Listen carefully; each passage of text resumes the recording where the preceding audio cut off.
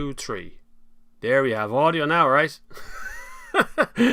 Is there audio now? I bet there is. All came out blue. Silent service, no sound, still no sound. Bob, Michael, no sound. Oh no, I'm waiting for the. You'll catch up with me in a minute. I think it'll come out now. Whatever happened there, something changed. Panicking now. I had to panic. Anyone tell me there's sound now? Because I'm getting a green light on this side to say the sound is coming out perfectly. Sorted. There you go. Yeah, we're on. You missed the first 4 minutes of me talking. My God, that's okay. I'm back now. I don't know what happened there. It literally just picked a different audio source for some reason. It's not normally like that. Normally it runs perfectly well, but it didn't want to do it that time, for sure. Anyway, we're back. We're alright. Hurrah! Exactly. Welcome to the Sunday service. We start again. Congratulations on making it this far. See, what I normally do is I come in and I scroll to the top and I start where the message is picked up, and then I work my way down from there. So I don't really know. It doesn't shoot up along the screen to show me everything's okay. So I missed all the comments because I'm looking at the very top of the screen. And that's okay. Stream 128 kilobytes. I don't know what the suggestions are from the screen to say I should be using an audio. Congratulations for being like 5 minutes late. Anyway, I had a lovely day yesterday. What was my birthday yesterday? We just hung about and did nothing. That's the worst part of birthdays, isn't it? You kind of do. Everybody does the lazy thing. You go to a hotel or you go to a restaurant to do the stuff. But for the last 2 years, 2 birthdays, yesterday and the birthday this time last year, we were in lockdown. So none of those things were open. So we had to just do the normal thing we do here. So we got a Lana yesterday. The one is in Portlaoise. It's lovely. Really like Lana. It's one of the better. See, I'm not a big fish and chip fan. Well, I would be, but I don't really. It's not something we have very often. So we have lots of curries and things. So Thai red curry from Lana last night and some chips and rice and things, and just made a pig of myself. And then the wife bought me Tullamore Dew whiskey, so we had a bit of that as well, and we had some wine and things. It was just lovely eating, did nothing. And now it's Mother's Day as well, so I had to make the wife breakfast in bed. So I still had to keep enough wits about me to get up this morning to actually have make a breakfast, like poached eggs. We made eggs Benedict's what I made. Have a belated birthday. I did enjoy Call of Duty yesterday. I was shooting people in the face yesterday, which is on Call of Duty. We're messing around with that. Yes, it was really good. Eric Rogers here as well. Afternoon, Bob, and everyone. I hope you enjoyed it yesterday. Doing as much during lockdown. I know I could do very little, in fairness. And I have a Skoda RS, and it's just, you know, all year, essentially everything has been a PHEV or a petrol or an electric. That's been all year, up until the last couple of weeks where we've had a few diesels. And you jump out of an electric, you jump into a diesel, you go, why are we going electric? It's just so good. Like, it's just, you just get in and like 900 kilometers, you put some more fuel in, you go on. That's it. You don't even think about it. It's kind of weird. Just so good. Anyway, John Carney's here as well. Happy birthday, Bob. Greetings from Portlaoise, where we enjoyed our first Mother's Day in our house. Just magic. Rest in peace. Murray Walker. Yeah, Murray Walker passed away at a ripe old age of 95 yesterday. The only voice of Formula 1 for me.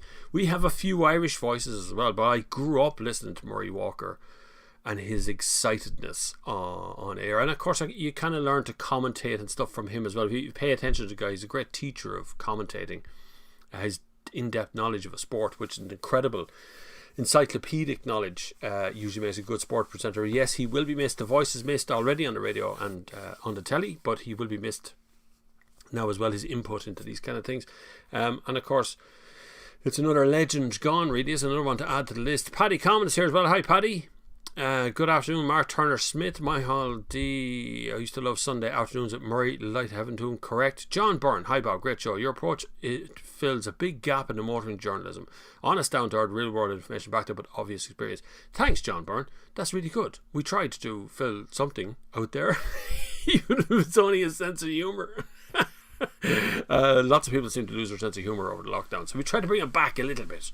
I did watch a video yesterday by a man called John is it Cardigan or Cardigan? It was linked on our Sunday service thing. It was a debate. He's an Australian car commentator, car expert, and he was pointing out that you will never economically make back the amount of money that you spend on an EV. Now, he's talking about the Australian market particularly, where they're not quite as well set up maybe as we are here, but he was talking about not making it back out of a petrol car, particularly as a petrol car. And he was talking about how much time it would take, and he was saying it was 10 years and 320,000 kilometers. It was a very interesting video.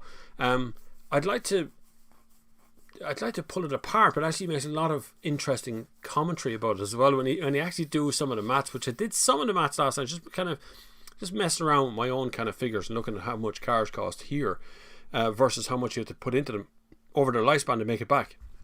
And he's not far wrong, really. Depends on how you look at it, but he's not far wrong.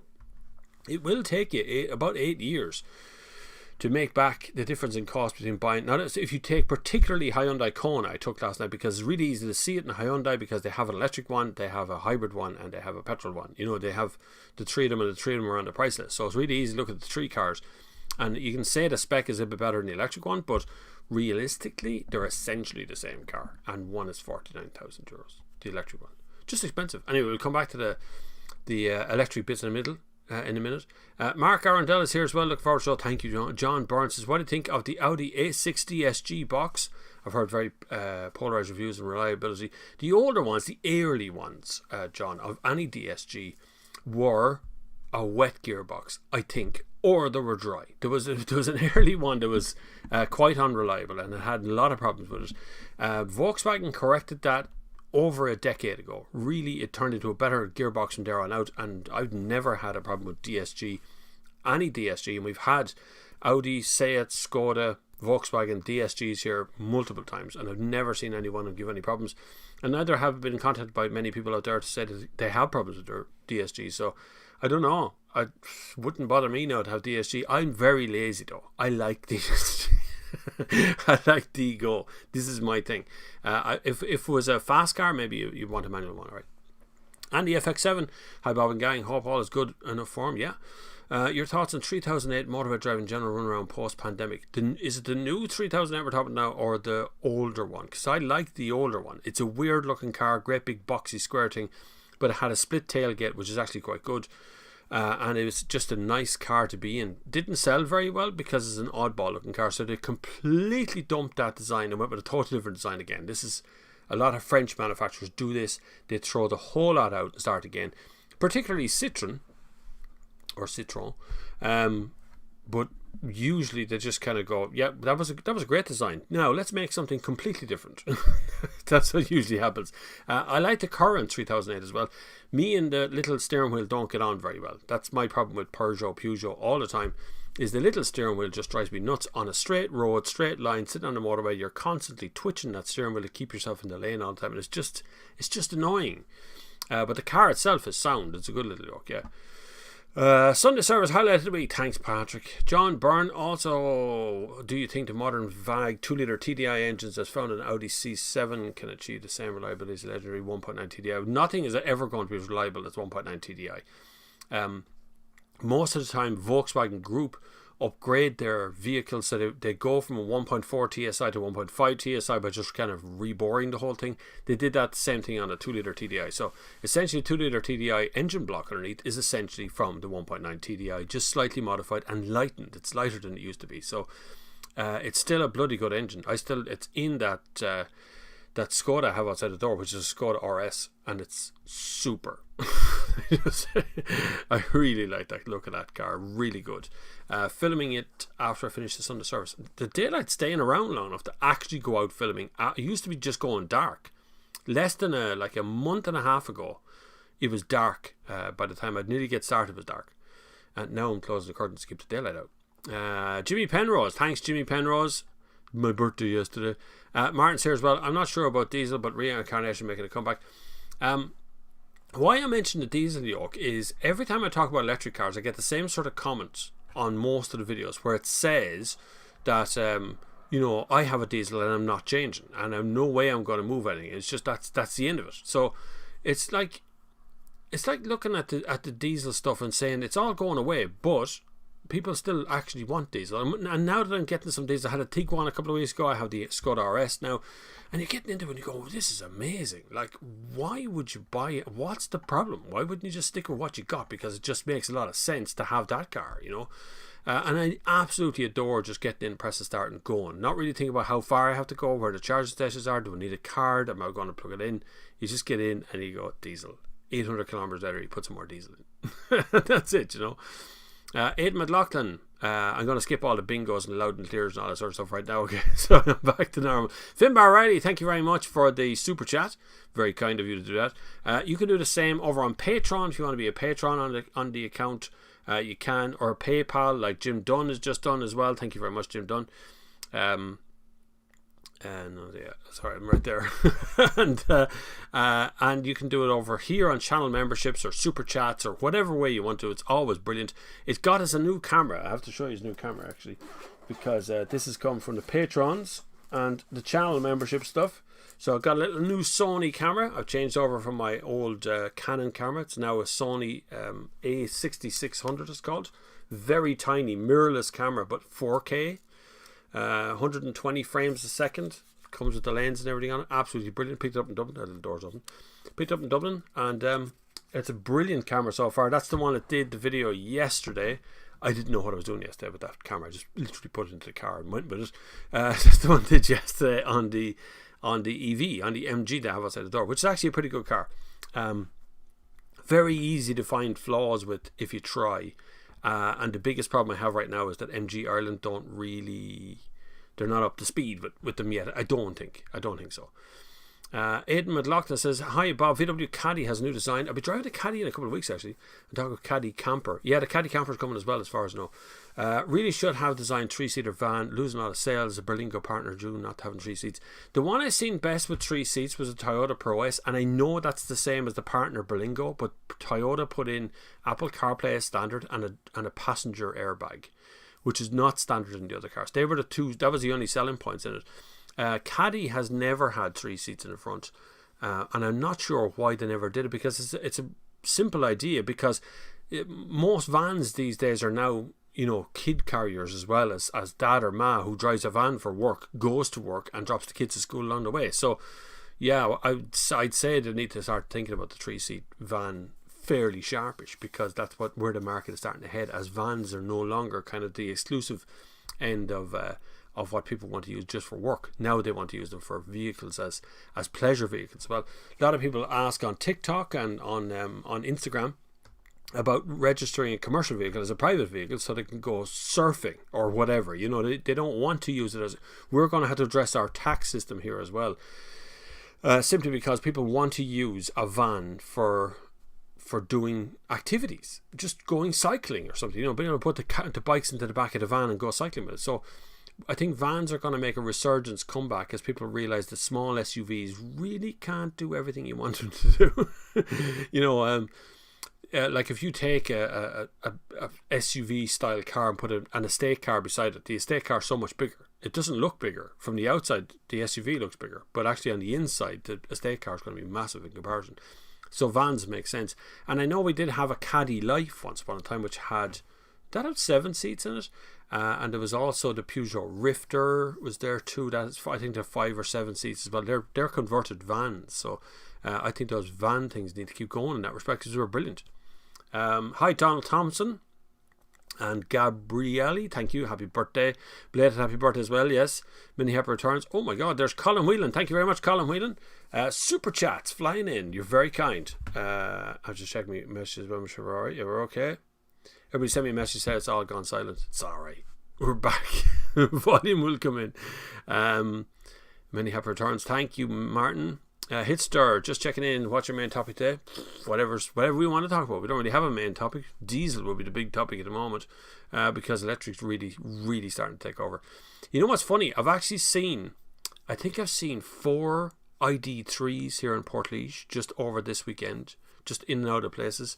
Was out for a run the other day. Same again. Every few cars would pass by, one of them would hum by an electric. It's funny how quickly people are shifting over to electric, and how fast it's really starting to take over. It's kind of cool to see in its own little way that in a very short space of time people are just doing that. Irish Foxhound doesn't like Lana at all. I do. I love it. But then I like curries and things. Gareth Talbot, belated happy birthday. Same birthday to my mother. Oh yeah. Actually, there's my sister-in-law has the same birthday, and a very good friend of mine called Ruth has the same birthday as me every year. She texts me every year, goes happy birthday, and I go happy. It's like a running joke now for the last is it 20 years or something? It's a long time now that I know her, and every year we try and beat each other to the first text message. JV, do you think the 800 volt system will filter down to more affordable electric cars? I don't. Everything is getting cheaper, battery technology wise, and running gear and everything under the cars. And even at that Volkswagen press conference, which I found really interesting to sit through, listen to where Volkswagen were going to go. And this is the big group. So Volkswagen would be the biggest car group on earth right now. I know Peugeot and everybody else and Fiat are all getting together to do their thing, but realistically, Volkswagen Group, when you look across the entire group, because they include Scania and they include all the big trucks, and there's Ducati and other kind of motorbike stuff that's in among them. So if you look at a group that makes a big change there or makes a big move there, then you can be sure that something's going to happen across all the other companies who are much smaller than that. Now, when it comes to electric cars, Volkswagen are very clearly going after the electric car market along with Audi. You can see what Audi are releasing already. Skoda will be following along very soon. Seat along very soon as well. They will filter it all through. They'll do it when they're ready to do it for sure. But it'll definitely get more affordable from the bigger ones. And I think the biggest problem we have is not that we need bigger batteries. I think we actually need to charge faster. I think that'd be bigger. The better thing we need to do is to charge quicker rather than having bigger batteries. Bigger batteries should be the resolve of people who need to go a long way. Right? So the further you have to go, the more batteries you need to put in. That's cool. But if you charged quicker, you would be able to go a long way, just charge more often. And you could do it much faster.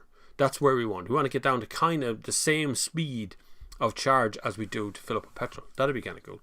Purple X Legend, thank you very much. Little donation by Super Chat. Recently found your channel and love it. I was thinking of getting a Suzuki Swift for my first car. I'm 17, live in England. That's a good call. Depends on the year of the Swift. Swift has always been a fairly strong car to have, for sure, without a doubt. Always liked all generations of Swift. The current generation of Swift is actually not a bad car. A little bit plastic on the inside, and I think the fuel tank is too small. But other than that, the car itself actually handles pretty well, and they're very safe. Suzuki are a very conservative Japanese company, and they make conservative cars. You just gotta bear that in your head when you look at them. But they're a great little car. Swifts are deadly, all generations. Philip Gunn, thank you very much for the super chat as well. You're very kind. All these super chats added up to new camera time, which I finally found one.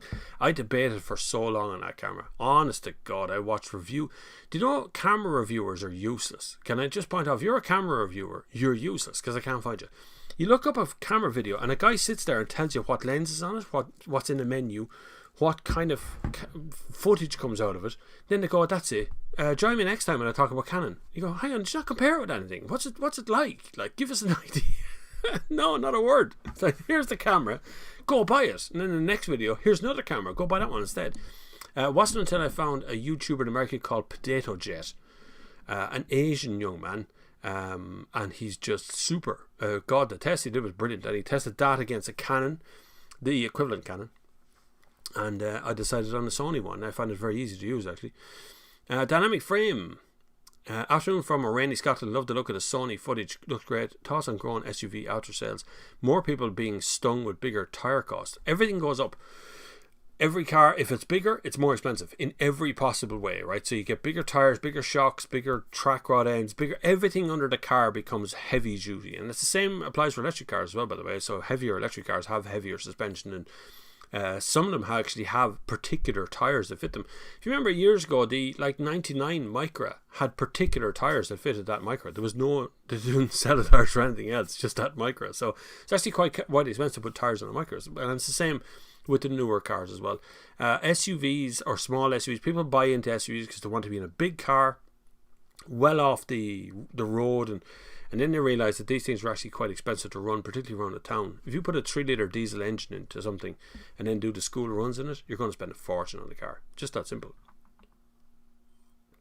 But with the second-hand market right now is being flooded with SUVs because SUVs, or small SUVs, crossovers, have been on sale quite heavily for about 3-4 years now, and even before, they go back a bit further than that for the first group of them, like the Audi Q2 or something, one of those kind of older ones, or Audi Q3. So those kind of ones have been around for a few years, but everyone else has joined in that market now with Sportage, new Tucson.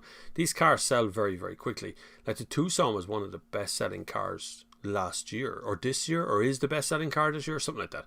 Now, I know when I say selling, I should preface that to say that it's pre-regging, but that's okay. We'll call them sales because eventually someone's going to buy them, one way or the other. But it is going to get more expensive for servicing because it's a bigger car in the first place. Thoughts on the Ioniq 5? Is this the new Ioniq, the one we've seen the pictures of coming out? I don't like the current Ioniq that you can buy in the market. The Ioniq 5, yeah, the Ioniq 5 is the kind of it looks deadly. It is a completely different car from where they are right now. The current generation Ioniq, I don't like driving it. I don't think it's technically it's a good car. Range is okay, but driving it, the seating position is terrible, and there's just so many little niggly things that just drove me nuts about it. Ioniq 1 was good. The first generation of it, the latest generation is kind of rubbish. So hopefully they will sort out how it drives, because what we're losing contact with quite quickly is that a lot of these electric cars don't drive very well. They're not great to drive. You could drive a little hatchback up the road and have great crack, little 1 litre thing. You get into an electric car, it's double the price, but it drives like a tank because it's got all the weight on the bottom and it feels weird in corners, and they're just not much fun. Some of them are though. Finbar Riley is here as well. Happy birthday, thank you. Alex McKinney.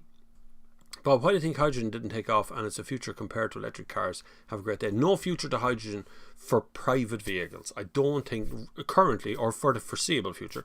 Hydrogen is really expensive to produce. So even just capturing the gas that's required of hydrogen is very difficult. Then you have to store it, which is also really expensive. Transport it, which is just as expensive, if not more expensive, than transporting petrol and diesel in a truck. And then you have to store it somewhere on the other end so people can get at it.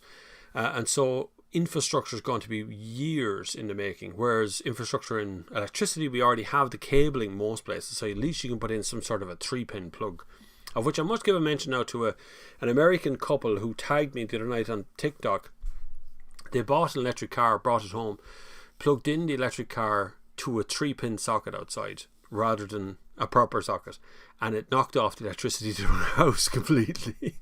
So they had to sit in the dark charging the car because it wouldn't do the two at once. So it's vitally important, if you're getting an electric car in your house, that you get your charge point put in. Number one, that is not a 3-pin plug, and number two, that is put in by a professional. Okay, so make sure it's done properly and it's not done like hacked onto a wall somewhere and it just bypass or straight into your fuse box, or that kind of stuff that shouldn't be done. But hydrogen, I don't think is going to work at all for private use. I think it would definitely work for trains, buses, big transport, even trucking and delivery drivers or something, where it can just disappear into a refueling station and then move back out of there. And that kind of stuff would work, but I don't think we were going to see it in infrastructure for. And plus, electric cars are very efficient, extremely efficient actually. Ratchet Argwal. Hi Bob, I have booked a set Leon 2-litre DSG. Good car. Any pre-delivery checkpoints to consider, and apart from any particular points to keep in mind while using the setup? No, there's not really. Now, a lot of people miss stuff on their delivery inspection. Okay, so the car company or the dealership will do what's called a PDI, which is a pre-delivery inspection. So they go through a checklist of things to make sure everything's okay. And what a lot of customers forget to do is when they turn up to the dealership, they get the keys, they have a little walk around, they set their Bluetooth up, and then they're off. They don't look at the car. And then 3 days later, they walk out and they realise there's a great big scratch across the back window or a big scratch across the bumper or whatever. They're not checking it. So when you're collecting your car, you need to disengage your happy brain for a minute and look at the car. Make sure there's no scratches on the wheels, on the wing mirrors. They're the 2 points that happen a lot. Will be those 2 points. Look underneath the suspension area and just make sure there's no rust, no water, no buildup of oil, nothing leaking onto the ground. Things can happen. Even brand new cars, things can happen in transport, because once they leave the factory, once they've gone through their inspection at the end of the factory, they're onto the back of a truck and then or a train, and then they're brought to the coast and they're moved around. So all that moving around can do damage. So when you're picking up your car, new or used, do your inspections before you leave the dealership while the salesperson is standing beside you. Then there'll be no arguments. I literally had someone text me a picture of their wing mirror the other day. They bought a brand new car, wing mirrors crashed, looks like it got walloped off a wall. Didn't notice it when they were picking up the car. The owner says they didn't do it. The dealership says they didn't do it. And guess who's going to foot the bill? The owner. Okay, so it's not going to be the dealership. So that happens. And there's nothing you can do. You can't go back and go, well, I think you crashed the car. Well, I think you crashed the car. It's just your word against theirs. So when you're picking it up for it, make sure it is bang on. That's the most important part when you get your pre-delivery done.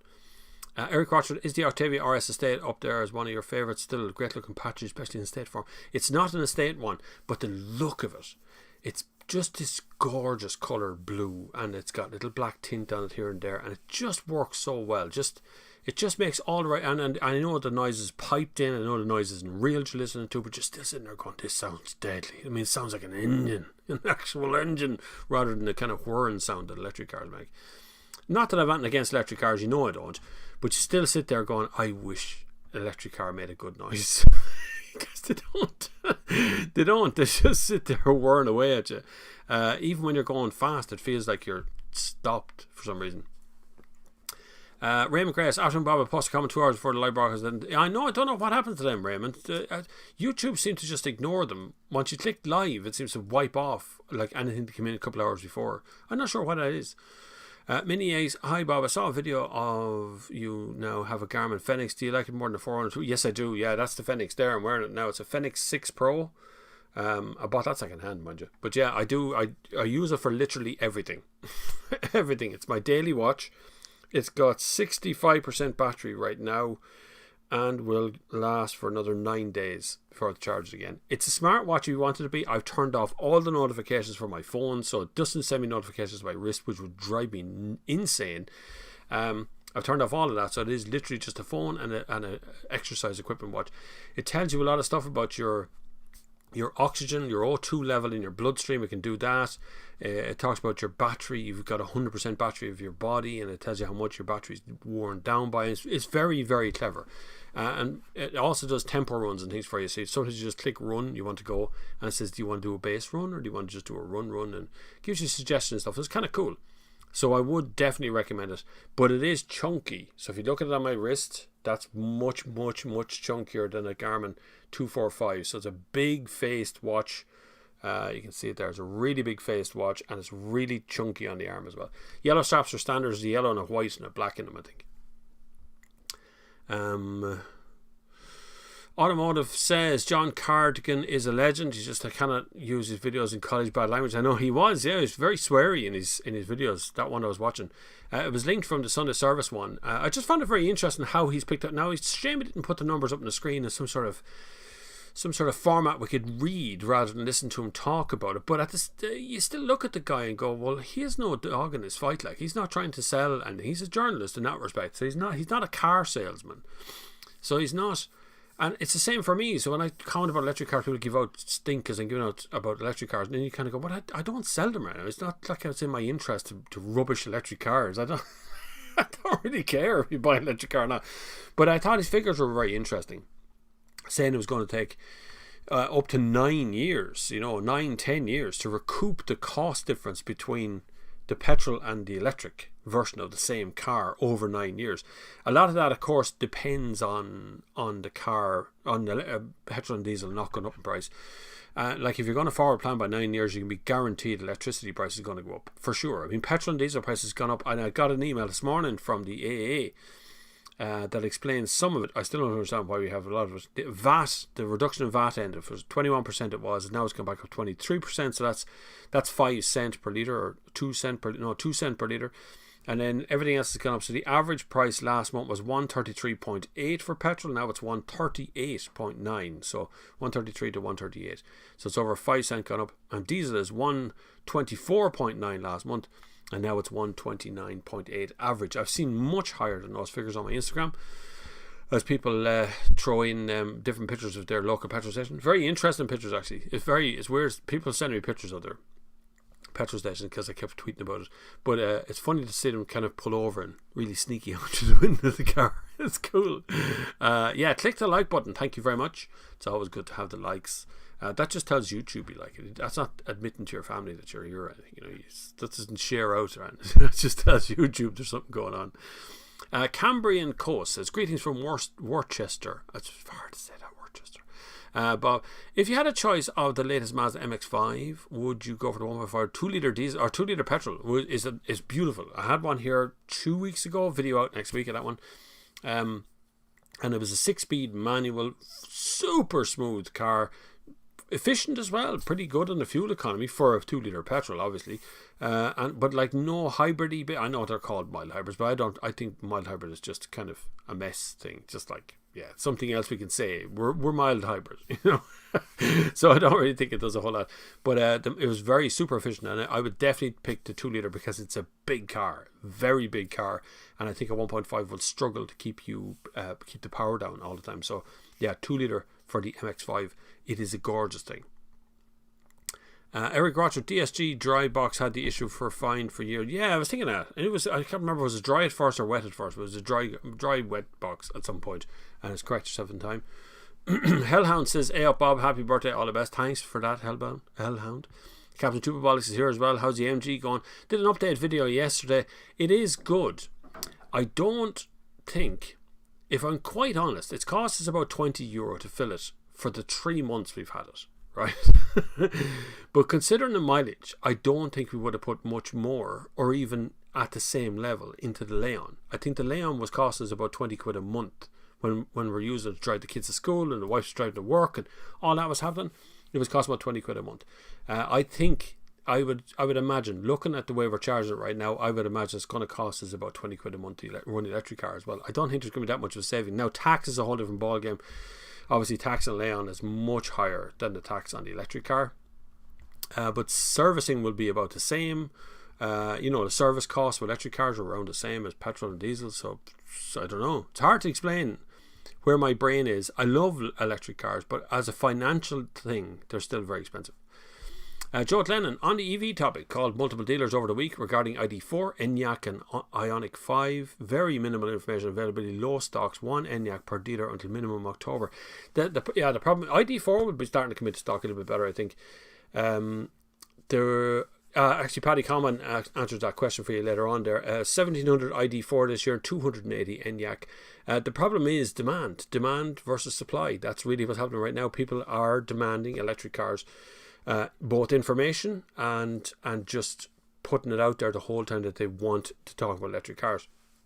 We have other issues with dealerships in that they're not maybe as interested in selling electric cars as they should be because they don't want to get into the hassles of everything else surrounding electric cars, and often the users of electric cars or the people who are coming in to buy a car would know more than the dealership would, because the dealer has to know everything about everything, whereas the person has done all the research on electric cars. So there is an element of that, but for sure there will be plenty of electric car choices to be going for, particularly with ID4. There's good supplies of that. Enyaq, yes, was sold out. That was sold out before anyone even drove the thing. So there will be more than coming in, but not as many as you want. Purple X Legend, alright mate, I'm 17-year-old English lad, I'm looking for a first car. Any suggestions? Don't want to sell my liver for insurance. Insurance is always a problem, isn't it?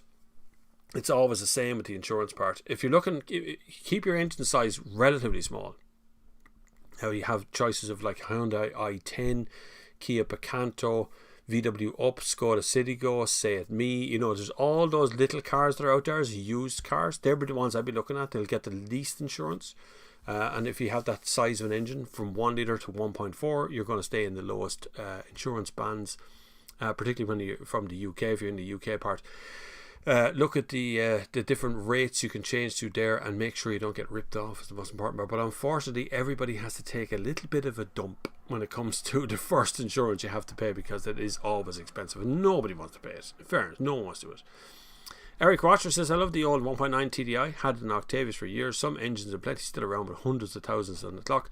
Yeah, the remember the Skoda Octavia video I did? Really old Octavia. I can't remember what year it was. That was a gold one anyway, with some faded out stuff and Jesus handles and all that sort of stuff. That one was 1.9 TDI. Very noisy, but really, really fuel efficient.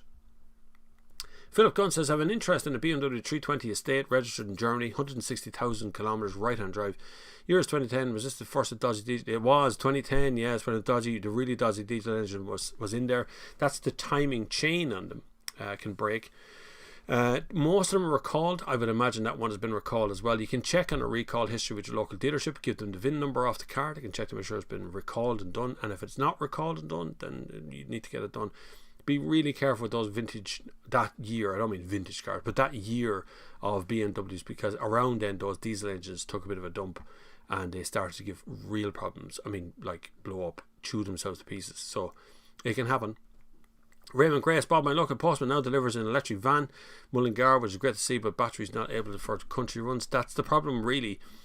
You see, I think some of the stuff we're doing is clever, and some of the stuff we're doing is ahead of its time. And I actually think the electric postman thing is a little bit ahead of its time right now, because a postman or postwoman, not being sexist here, but a post person would have to rely entirely on the van to be able to do all of the journeys they wanted to do. So those kind of drop-off ones should be idyllic, but actually it very much depends on picking up the van full, and very much depends on picking up how much weight it's going to carry. All these things play a factor in the electric van, but certainly we do need to see more of them on the road.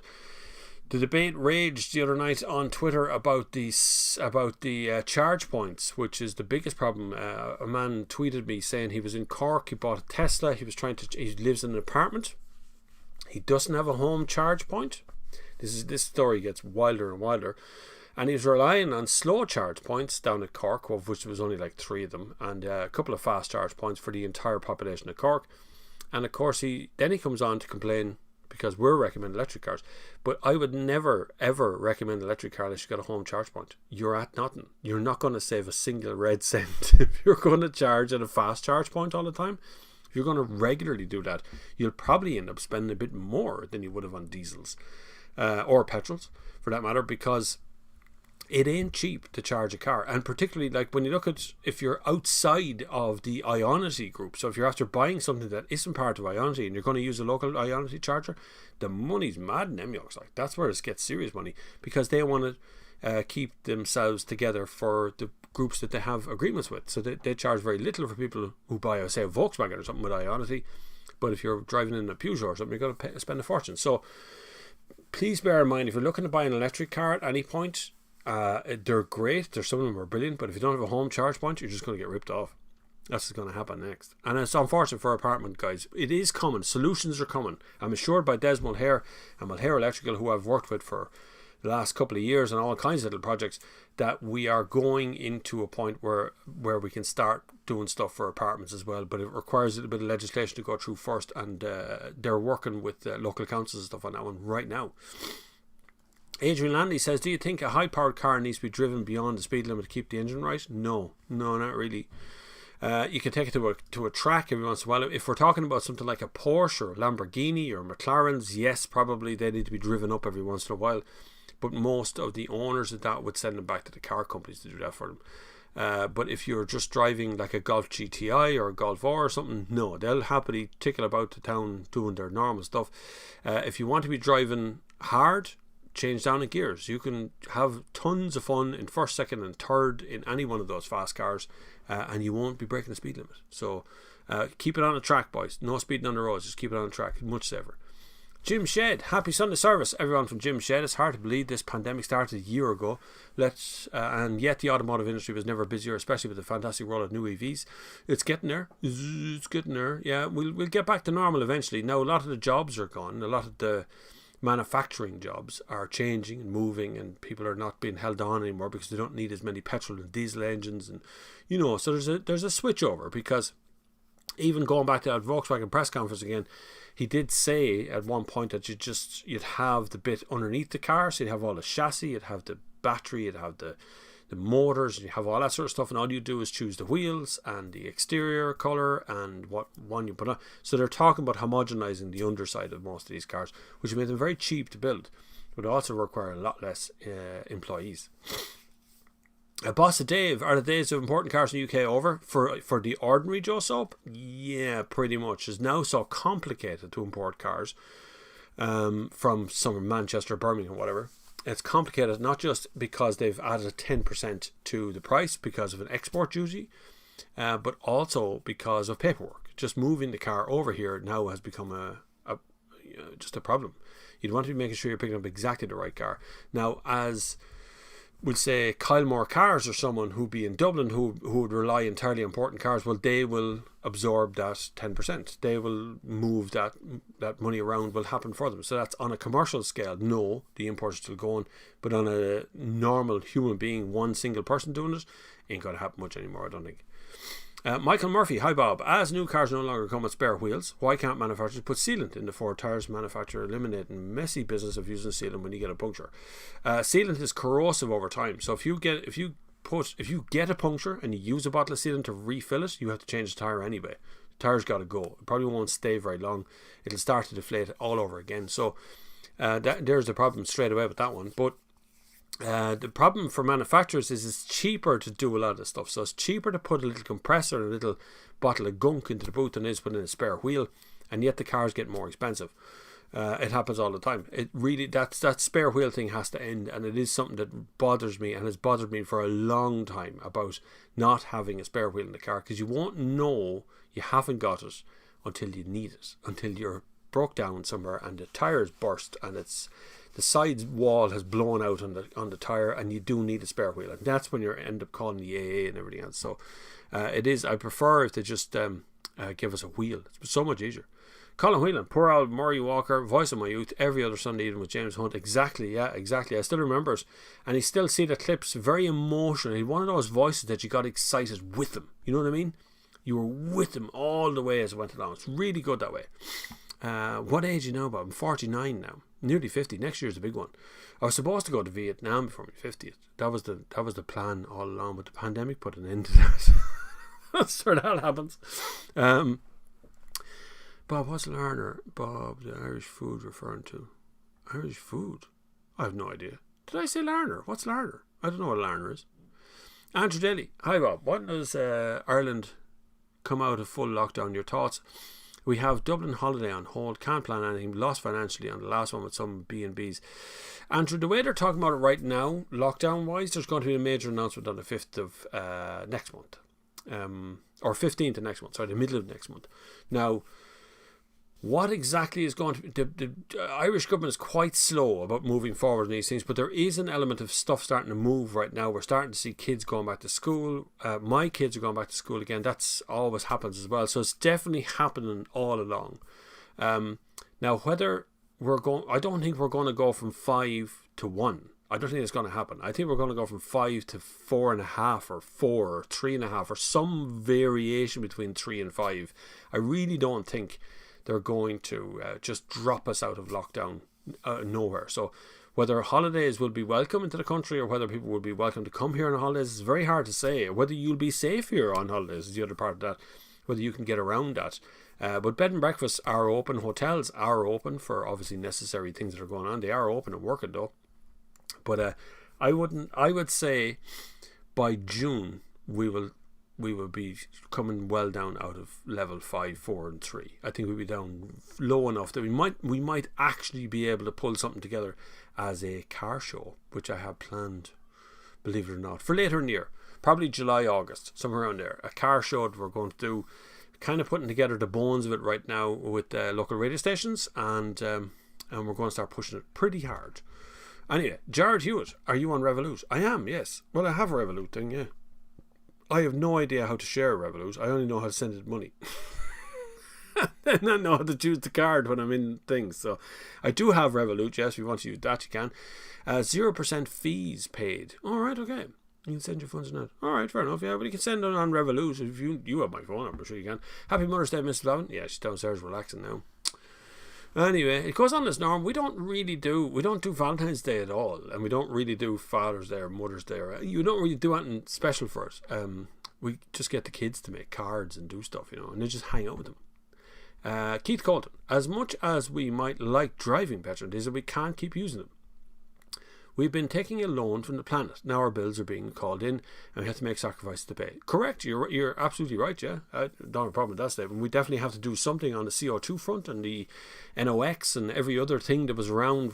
If you burn it, it emits something. Even the new, Porsche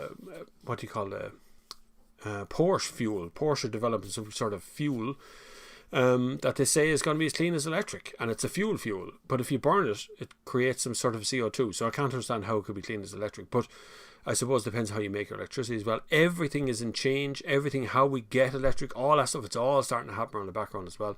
And I am currently putting together a little info thing on wind generation and renewable electricity in this country, as I put at the end of my video yesterday.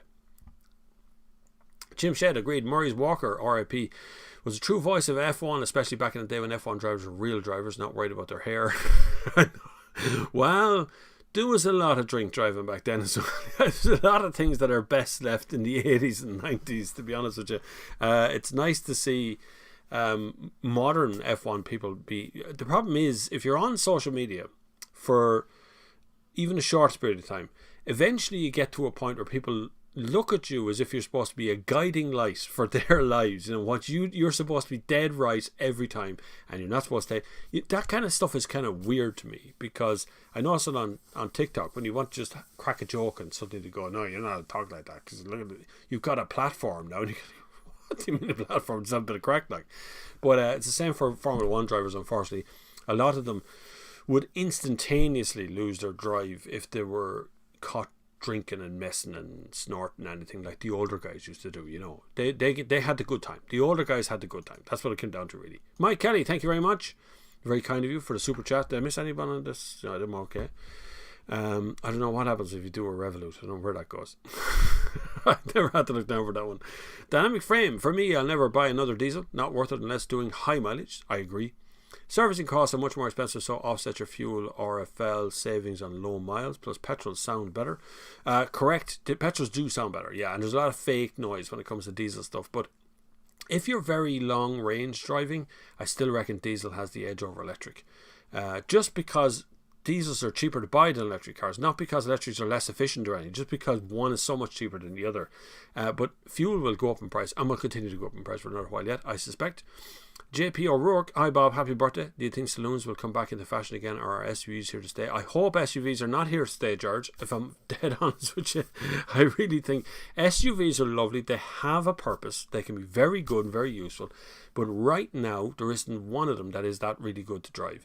The best one I've driven recently has been Tiguan. I actually would buy a Tiguan. I think they're a gorgeous car. But realistically, we don't need huge, big, heavy cars. We need light things to make them sense. Saloons are gorgeous. I've had a Mazda 6 recently as well, a saloon yoke. Really nice to drive around in. They make a lot of sense, but for me, it's always estates. For me, I always push people towards an estate car, because I think estate cars are just so sensible. And yet they can look really good. You can put much more stuff in. They're much bigger than small SUVs. They're way bigger than that. Like an Audi Q5 would be smaller than a Skoda Octavia diesel estate version. You know, just in size. Just look at capacity, what you can put in the back of them. So estates are the way to go for me. Joe Lennon, Paddy's talking Paddy. No chance for Enyaq this year. Everybody wants an Enyaq. Even I want an Enyaq. I haven't driven an Enyaq yet. The production version of Enyaq. Haven't driven that. I've driven the pre-production one, which is very good. I'm looking forward to that, boys. That's really where I want to do it. But the Enyaq it looks well. I think it looks very smart. But then, of course, as a group, Volkswagen will release things as it suits the group rather than as it suits each individual one. Lana, sorry, that's what Lana you were talking about. Lana is a restaurant chain in Ireland, but there's one here in Portlaoise. They're down in Galway. They're in a few places. I just like their stuff. Keith Colton, I've been using the Sony A6600 film this semester. Very happy so far. Me too. I actually hooked it up as a webcam today. I nearly let this run. Instead of using a webcam, I was going to let this thing, but I couldn't make the frame rate work properly, so I didn't want to take a chance on changing over, but the image quality was going to be outstanding compared to a webcam. This is a proper full-size camera I was going to put on top and see if I could get it to run, but it does work. It does. You just connect it by USB. There's a Sony software thing you just install, and it comes straight out on OBS like I do normally, but really, really good camera, really good. Couldn't recommend it more, to be honest with you. Just works out very, very well for me. Mark Doyle, Potato Jet rocks. He does, yeah, in fairness he does. He fits a lot of information into what would be a short video, like a ton blah at the screen, but if you keep up with him and you watch through the video, it does actually turn out to be pretty good.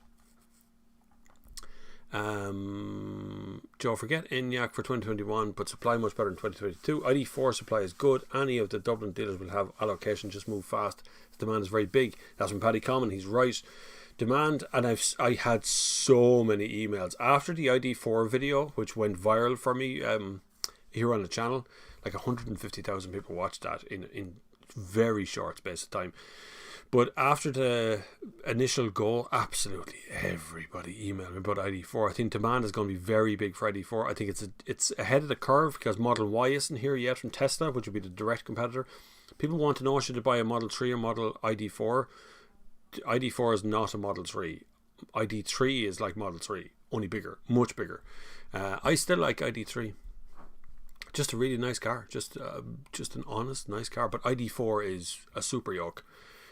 Probably still the best electric car I've driven ever is ID4. Just the way it feels and the way it drives and how quiet it is, and it's just very compliant as a proper vehicle. ZA, I'm looking at selling my F10 530 but unsure what to replace it with, as I was thinking to replace it with an ID3. Is this a good choice? Very different from going from a 5 Series to a ID3 or i3. Will be very, very different because it's a hell of a lot smaller. My problem with the i3 is it's a gorgeous car, really good. The only problem I have with it is the back doors open the other way. And so I know it sounds like a really small thing, but when you want to let someone out of the back seat, you have to open the front door, and then they have to open the back door, and then they can get out. But other than that, they can't get out without opening the front doors first. It was the only problem I have with ID3 or i3. Just a bloody good car, really honestly good car. I had one with a range extender. It's now gone. We had a range extender one here when it came out first. It had a little BMW motorbike engine in the boot of it, which was cut in, just charge the battery and drive on down the road if you start running out of fuel. It was really, really smart. But i3 is gorgeous, but it'd be very, very different experience from 530. Get a proper test drive. Get one for a couple of hours and drive around it. Connor Walsh, happy birthday. Thank you. Would that fixed OBD2 reader work on the likes of a 2005 VW 1.9 TDI? Yes, it would, Connor Walsh. Yeah, no problem. It works fine on that. I've had a few of them without those ones. I will be starting my own merch store soon, which is bobflavin.com. If you want to go over to bobflavin.com and stick your email address in, you'll get a direct email from me when the shop opens. We're going to be doing hoodies and t-shirts and hats and snoods and all kinds of stuff with logos on them. And I'm also trying to track down a few other bits and pieces like that fixed automotive thing and other kind of stuff that you can buy as well that just makes sense for people, just normal stuff. So we've held back because our supplier had to change the material that the hoodies were made out of, and I wasn't happy with the second one, so I completely ground it to a halt and started again. So it will be starting soon though. It'll be out next week. We'll start selling that stuff. So if you want to go over to bobflavin.com and just leave your email address, just sign up, and I'll send you an email as soon as it goes live, and then you can do what you want.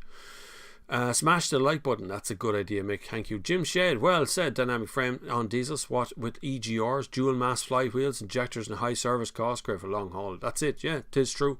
If you're not driving your diesel car far enough, you're never going to get the best from it. Never. Just driving around town doing a few messages or picking up the kids from school is not a good reason to have a diesel. You should then be electric, really, or at least PHEV. But if you have a long run drive that you do on a regular time, then you should be alright. Jared Hewitt. Oh, look at that. It does come up. Jared Hewitt. Thank you very much. Jared Hewitt has donated by Revolut. I didn't even know you could do that. This is news to me. Shows how much tech. I don't pay much attention to tech, if I'm dead honest with you. When it works, I'm happy. That's really what it comes down to. So when I open up the app and I sign in, everything's working. I'm going, yep, I'm done. I'm perfect with that.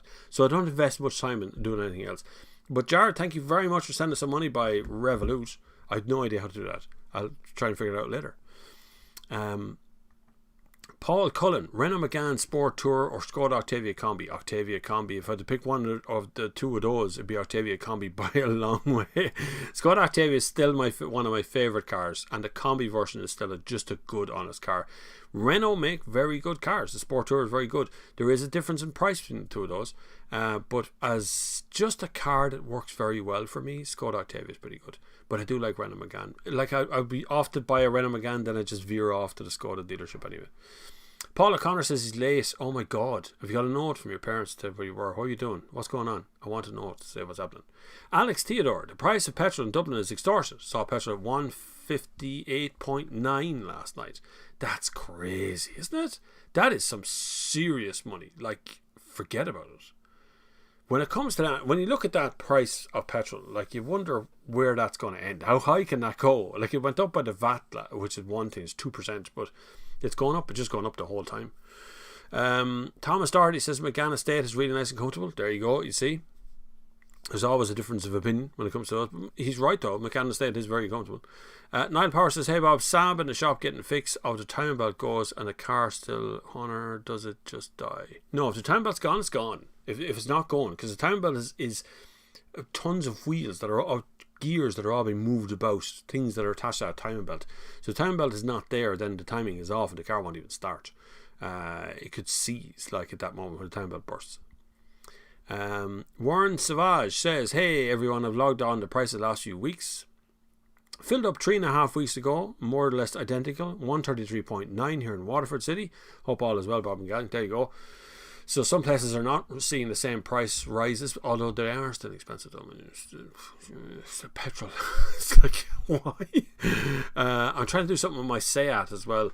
I contacted Seat Ireland to see if they wanted to do something maybe interesting with the car, because it's Generation 2 Seat Leon would have been the one that really put them on the map coming out of the original Seat Leon. So it's still there. I still have it, but it's just now it's starting to look a little bit miserable sitting there. I was going to sell it, and then I was going to hold on to it, and then I was going to get rid of it, and then it's like, I can't. I'm the only owner in the car. I bought the thing brand new. Like, anyway, the McGann Estate is one of the most comfortable cars I ever sat in. That's more reviews there. Paul O'Connor, I got the news that the DCC suspension leaking last week, and I have been researching replacement. Expensive from main dealer, €1,300, waiting for a price from Bleaston.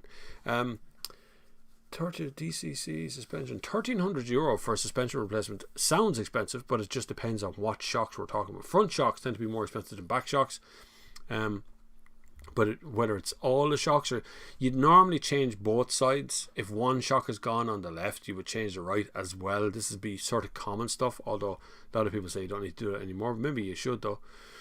Paul O'Connor says, but it's better to go OEM should bushings and ball joints be replaced. 215,000 kilometres. I need a shopping list for preventative maintenance. That is, yeah, well look, a mechanic will tell you immediately when you're at the point of taking apart a suspension system, you might as well replace all the stuff you can while the whole lot is off anyway, because to get the shocks off, you're going to be taking away track rod ends, you're going to be taking all the bushings out.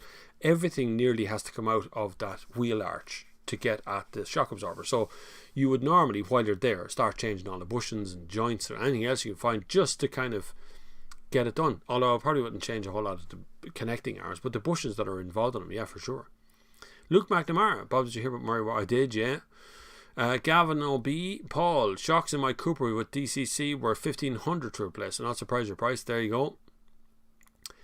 Paul says, hi Bob, just joined. Do you know have any drastic problems or on around a 2017 Kuga diesel, please? Thanks. No, Ford make fairly good cars. Those Kugas aren't that bad actually.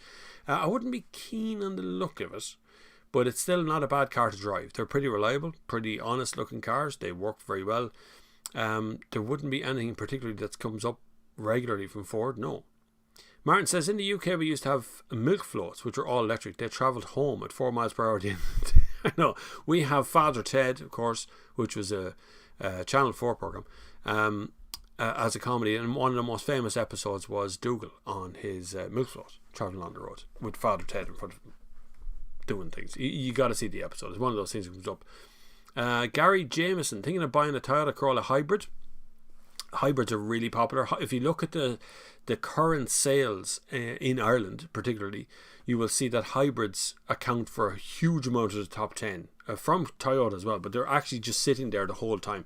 So there is quite a draw on hybrid. But remember, if you're coming, so it depends what you're coming from. So if you're coming from a diesel and you're moving into just a hybrid, you're going to notice a massive difference in fuel bills, because petrol is more expensive for a start, but besides that, it's not going to do the same fuel economy as a diesel over a long range. So be really careful moving from diesel to hybrid. Moving from diesel to electric is okay, moving from diesel to just a straight hybrid, not PHEV, can be a bit of a pain straight away. You're just going to freak out when you see the difference in price of things. But they're all good. I do like Corollas. I think Corolla's a really good car, yeah. Honest Truth says, hey Bob, and how are we all doing? Okay, good news. My 10-year-old Lexus TT100H just sailed through its MOT for the 8th time now.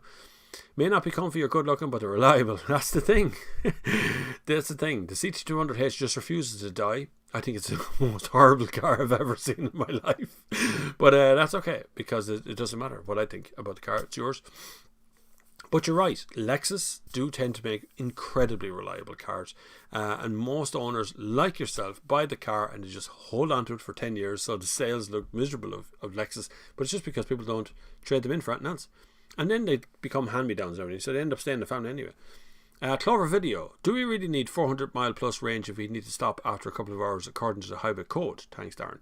Yes, if you look at and even some of the cars come with a reminder to take a break. You know, it pops up on the screen. You can set the reminder on it. So according to things like the highway code, or that's the UK version, but even here in Ireland, the advice is not to drive much more than a couple of hours at a time without taking a break in the middle. So we should be taking a break every couple of hours when driving a car. Obviously, with modern tech in the cars, even that Skoda Octavia has standard cruise control, but you can have active cruise control. It's able to take most of the driving for you. You just have to steer a little bit every once in a while. The cars will go a lot further. And when it comes to charging, if you're looking at electric cars, it's the time spent charging up is what people have a problem with. Now, it's not actually the range anymore. Range is not the big fighting ground anymore. It was back when Nissan brought out the Leaf first, and you could only do 120 kilometers on a tank. Then it was a problem, because that's like 80, 75 miles or something. Like, it's really small. Whereas the modern ones now are able to easily do 250 onwards up into 300, 400 kilometers, no problem. But the problem is how long you have to spend at the next charge point and how much that costs, which I still would demand that we do something about showing the price of electricity at the charge points. We don't do that here. We don't do it anywhere. You pull up at a charge point, you plug in, you don't know how much you're going to pay, you tap the thing, it ends up in your bill at home. I also want to bring in Ireland, please, for God's sake, please bring in a way that I can just tap my card. I don't want to create another account or download another app or do anything else to get charge points. I just want to tap a card or use a Revolut or something like that and just move on. This is modern day. I don't want to create an account to give you all my details just so I can have some electricity.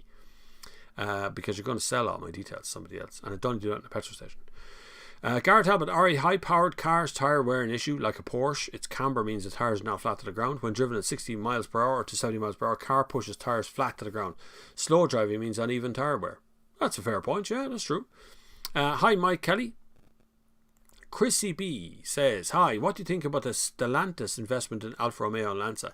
Well, this is an odd thing that's going on right now. Alfa Romeo and Lancia they used to be part of the Fiat group, and they still are in there, but the Stellantis is another automotive crowd. I'll just flick over to those guys. So they have the full, actually on their front page, they have the full year 2020 results for FCA and Group PSA. So Stellantis going into and trying to take over from what Fiat and Alfa and Lancia will be doing on their own. I don't know if they're going to get it. I don't know if they're going to... normally these companies come back and do well because they have to rationalise the whole company. That's kind of what happened to Saab when you think of it, right? So Saab were making incredibly high performance and really, really well built cars, but weren't making much profit. So they ran aground and had to be bought up by GM, and GM asked them to make cheaper cars. They wouldn't do that, so they ended up running aground again till eventually they were closed. So that's kind of what Fiat, Alfa and Lancia have been doing. They've been making really good cars, but not terribly reliable. Not many of them out there, not many product. And they've run aground year after year, just running slowly out of money. They used to have a slush fund in billions. They don't have that anymore. Now Stellantis is after taking over that group, which will make them a massive group because they're PSA as well. And that means that they might have some chance of coming back with some good product. But there's not much support. How do you get the dealerships? Like even Fiat Ireland is probably only one or two people now. You know, it's very small group. So how they're going to navigate their way out of that is the biggest problem. You can buy the group all you want, but if they can't produce cars, then they're not going to make any money. But I'd like to see them. Obviously, some of my favourite cars of all time are Alfa Romeo, and like an Alfa 159. I'd have one in the morning, in a state. Collectibles, just keep them.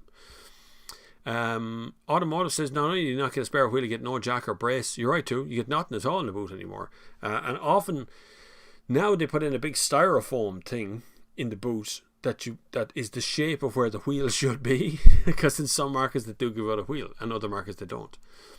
Wayne Kerr, I had the same broom for 17 years with 27 new heads and 21 new handles. Exactly, Wayne. Wayne knows the score. Raymond Grace, Bob, would it be right in saying what the newer diesel engines with AdBlue avoids having to drive the car in such a way as to create higher temperature to burn off carbon? Yeah, you don't need to drive down a motorway at high speed or in third gear or something anymore. But it still burns off the carbon at a later stage. So a DPF under the car, AdBlue is added to the fuel as necessary, and it comes down through the exhaust system. The heavy particles, the large particles that were going out through the exhaust, are caught by the DPF, and then at some point in the future when the car is ready, it will go through what's called a cycle. So it will cycle through its system. If you pull up in a diesel car and you turn off the car and you get out and there's a hoover sound from underneath the car and it's still making a massive amount of noise, don't panic, that's your DPF doing a cycle. You just stop the car in the middle of it. So that cycle then burns off the fuel, or burns off the carbon soot at a higher temperature. So it changes the temperature of the car to bring out more temperature through the exhaust.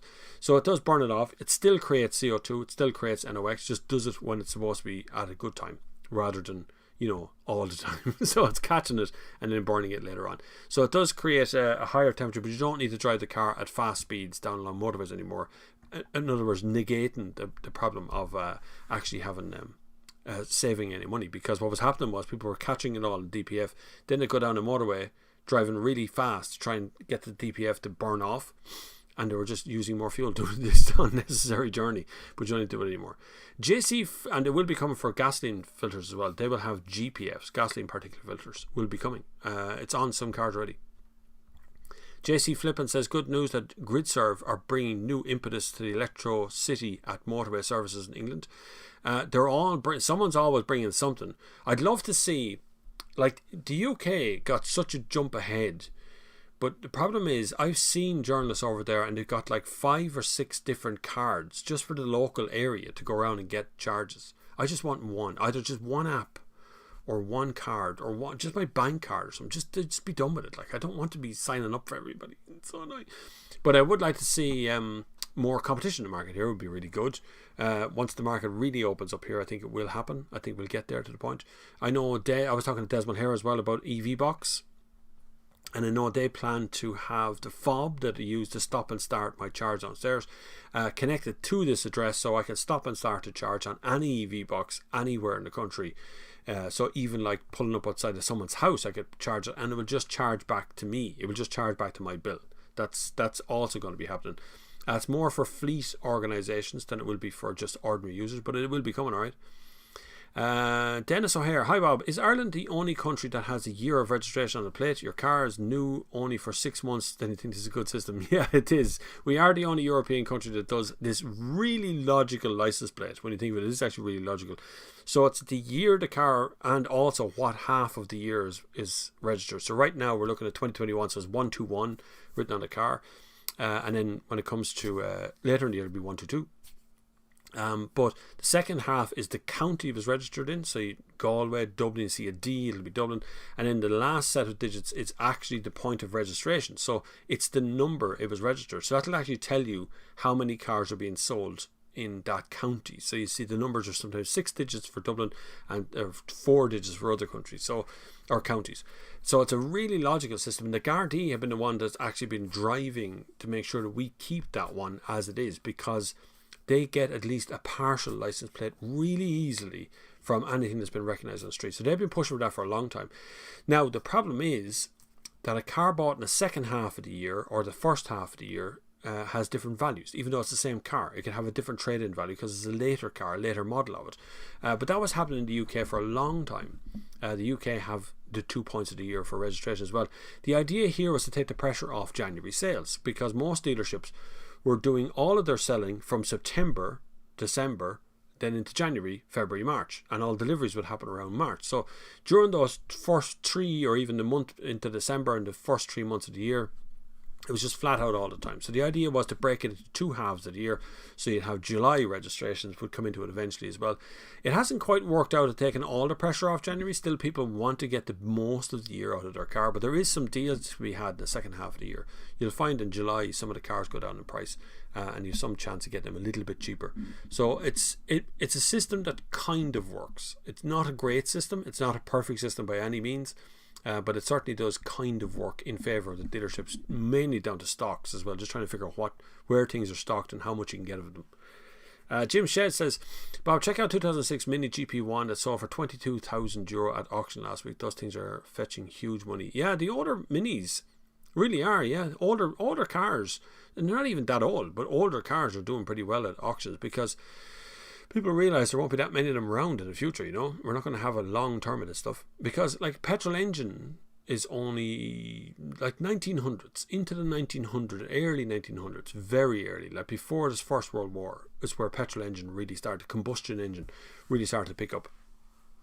So, we're not even talking about a little bit over 100 years old. We've had petrol engines. Diesel engines a little bit younger than that, but more or less the same time.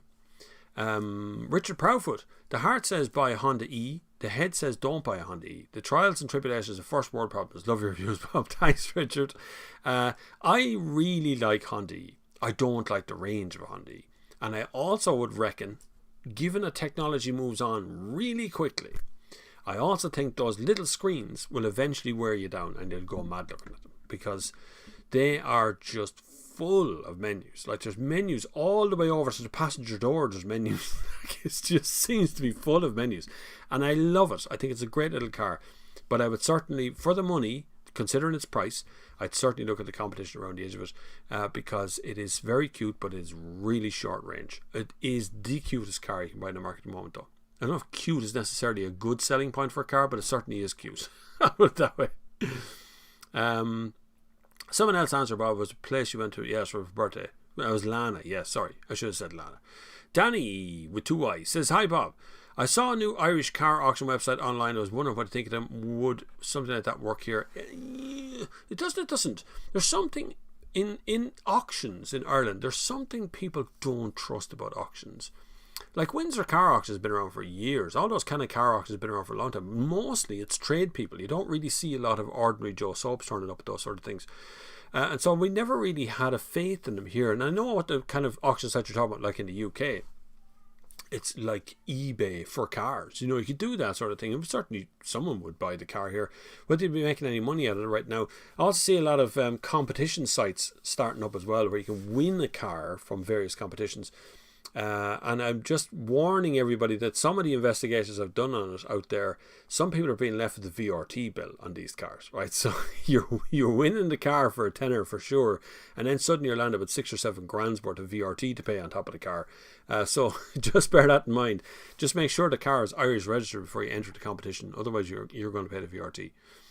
But yeah, auction sites here could work.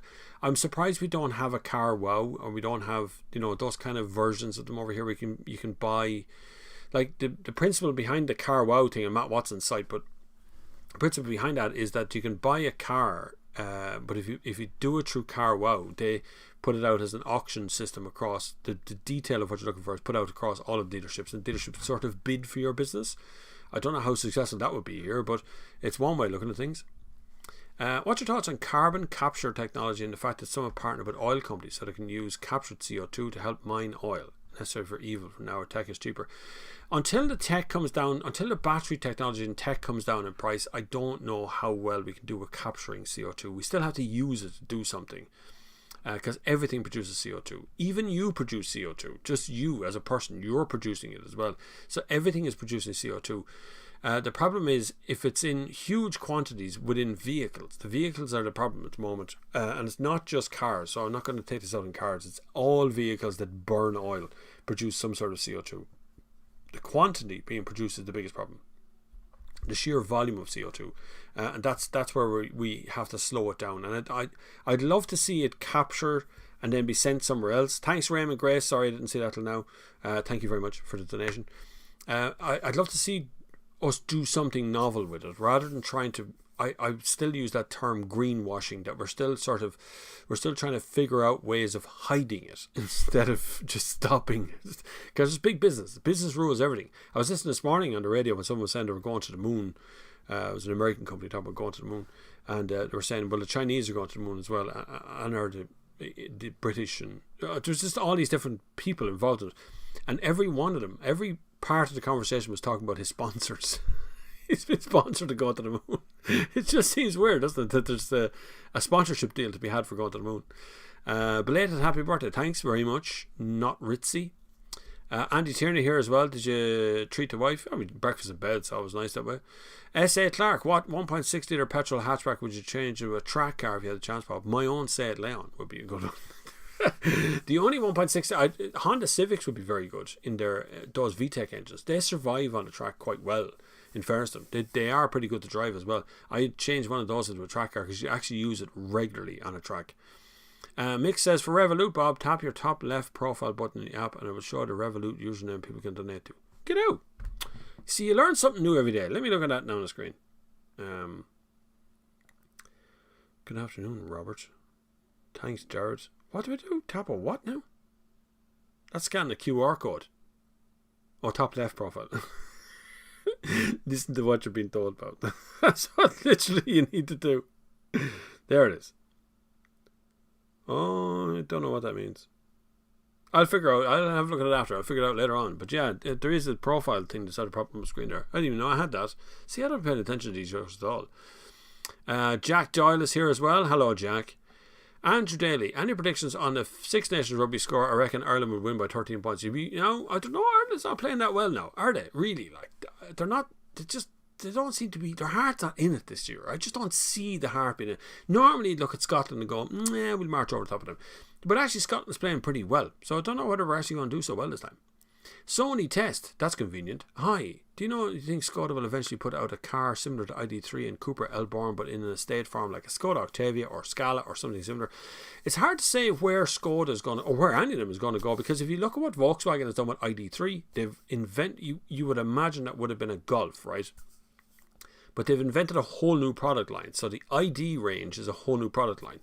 Whereas Skoda has gone with a new product name, but it's still within the line. So the Enyaq is a new name to the brand, but essentially it is a Kodiaq. You know, it's in that same, it's still a proper name and a name we can recognize fairly handy, and a car that looks familiar. Whereas ID3 and ID4 don't look like other Volkswagens. They're a completely different brand. And they're talking about ID2 and they're talking about ID5. You know, so just they've got these other numbers in there too. So it's hard to say where they're going to go. Cupra is dropping Elborn. I think they're just calling it Born now, I think. I'm not sure. And they're going on a different product line as well. Now Skoda aren't. So I have to see where Skoda's going. Whether they'll take an Octavia and go not just PHEV, fully electric. I don't think so. Because that involves pulling out the engine out of the car and putting it in with an electric motor, which are tiny. Like, they're tiny. If you look at electric motors now, you could put an electric motor here on the table in front of me, right? That's pretty much, they're quite small. So there's so much space left inside for car stuff that the hole it leaves behind is not great. So if you look at it like a Volkswagen e-Golf, which was the first sort of electric car Golf that came out, which I still like, very short range, but I still like them because you still get a Golf 7.5, 7.5, and it's still a clever looking car. I don't know if they're going to do any of those over to one side, just take an ordinary car and turn to an electric car. I'm not sure. I think they're going to reinvent their whole system and change the cars out completely. Keith Colton says, use a cheap HDMI to USB capture card for the camera, and OBS works really well. Yeah, I was looking at that. Capture cards are really hard to get though. You know those Elgato ones and all that kind of ones. I was looking at them. They seem to be really expensive for some reason. Really annoyed. Tried Revolut there, Bob. It did work. Yep, definitely. Hey, Bob, video view is funky today. Why, what's wrong with it? Video view is funky. All the videos seems to be output seems to be normal to me. Anyway, you don't be watching me. Listen. No one is watching it all. I don't look at myself. Martin Smith, the 1.9 TDIs, 130, 150 PS. That version not easy to find now. Could be turned into weapons with chip tuning or even minor mods with torque, just addictive. Those old ones, yeah, they are, yeah. It's funny how addictive the torque is in a petrol or diesel powered car and not in electric. I drive electric totally different than I drive a petrol and diesel. I can't quite explain why. It's not, there's nothing wrong with it. Like I have the MG there and I drive it quite regularly, but I drive like a granny. Like I don't know what it is. And don't worry about. And as I said in the video yesterday, my wife is much better at letting the battery run down a good bit before you charge it. And then I've seen all the comments, people go, "What does you charge every night?" I charge it every night. And I go, well, no, I just can't be bothered. So I don't really. We're put 20 quid in 3 months. I definitely don't need to charge it very much. So it's a short range, but because of the way we drive, it's very long range actually. Brennan says, "Are Japanese cars the most reliable built cars, or just more of an old 80s myth?" It wouldn't have been a myth in the 80s, but as from modern cars, there would be no reason to suggest that Japanese cars are any more reliable than German cars or French cars or anything else. But they do come with some unique things. Like French cars tend to have little problems in their electrical systems. German cars still kind of burn oil when they get older engines. When they get up like 150, 180,000 kilometers, they start to burn a bit of oil. Japanese cars tend to have less in them, tend to be much lighter. And like if you close the door on a new Yaris and you hear that little ting as it closes the door, it just seems to be less stuff in them. They don't seem to be as heavily built, which is all on the fuel economy, of course. They're still just as safe as everybody else, but I don't think they're any better built or any more reliable than European cars, given over time. If you look at recalls and all that sort of stuff, it's all around the same stuff. Martin Smith, agree, Bob. It's good practice to replace the shocks and springs and pairs on the same axis while it's out. Bushes, top mounts, best to do too, can soon mount up in cost. Yeah, I know.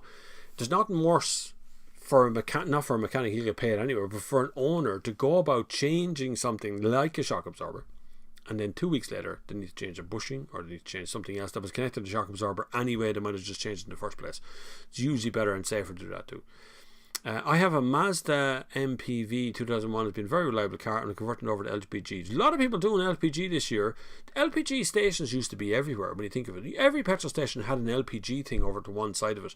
Even taxis and stuff used to do a lot of LPG stuff, and I don't see as much of it anymore. And I don't even see as much of the filling stations anymore.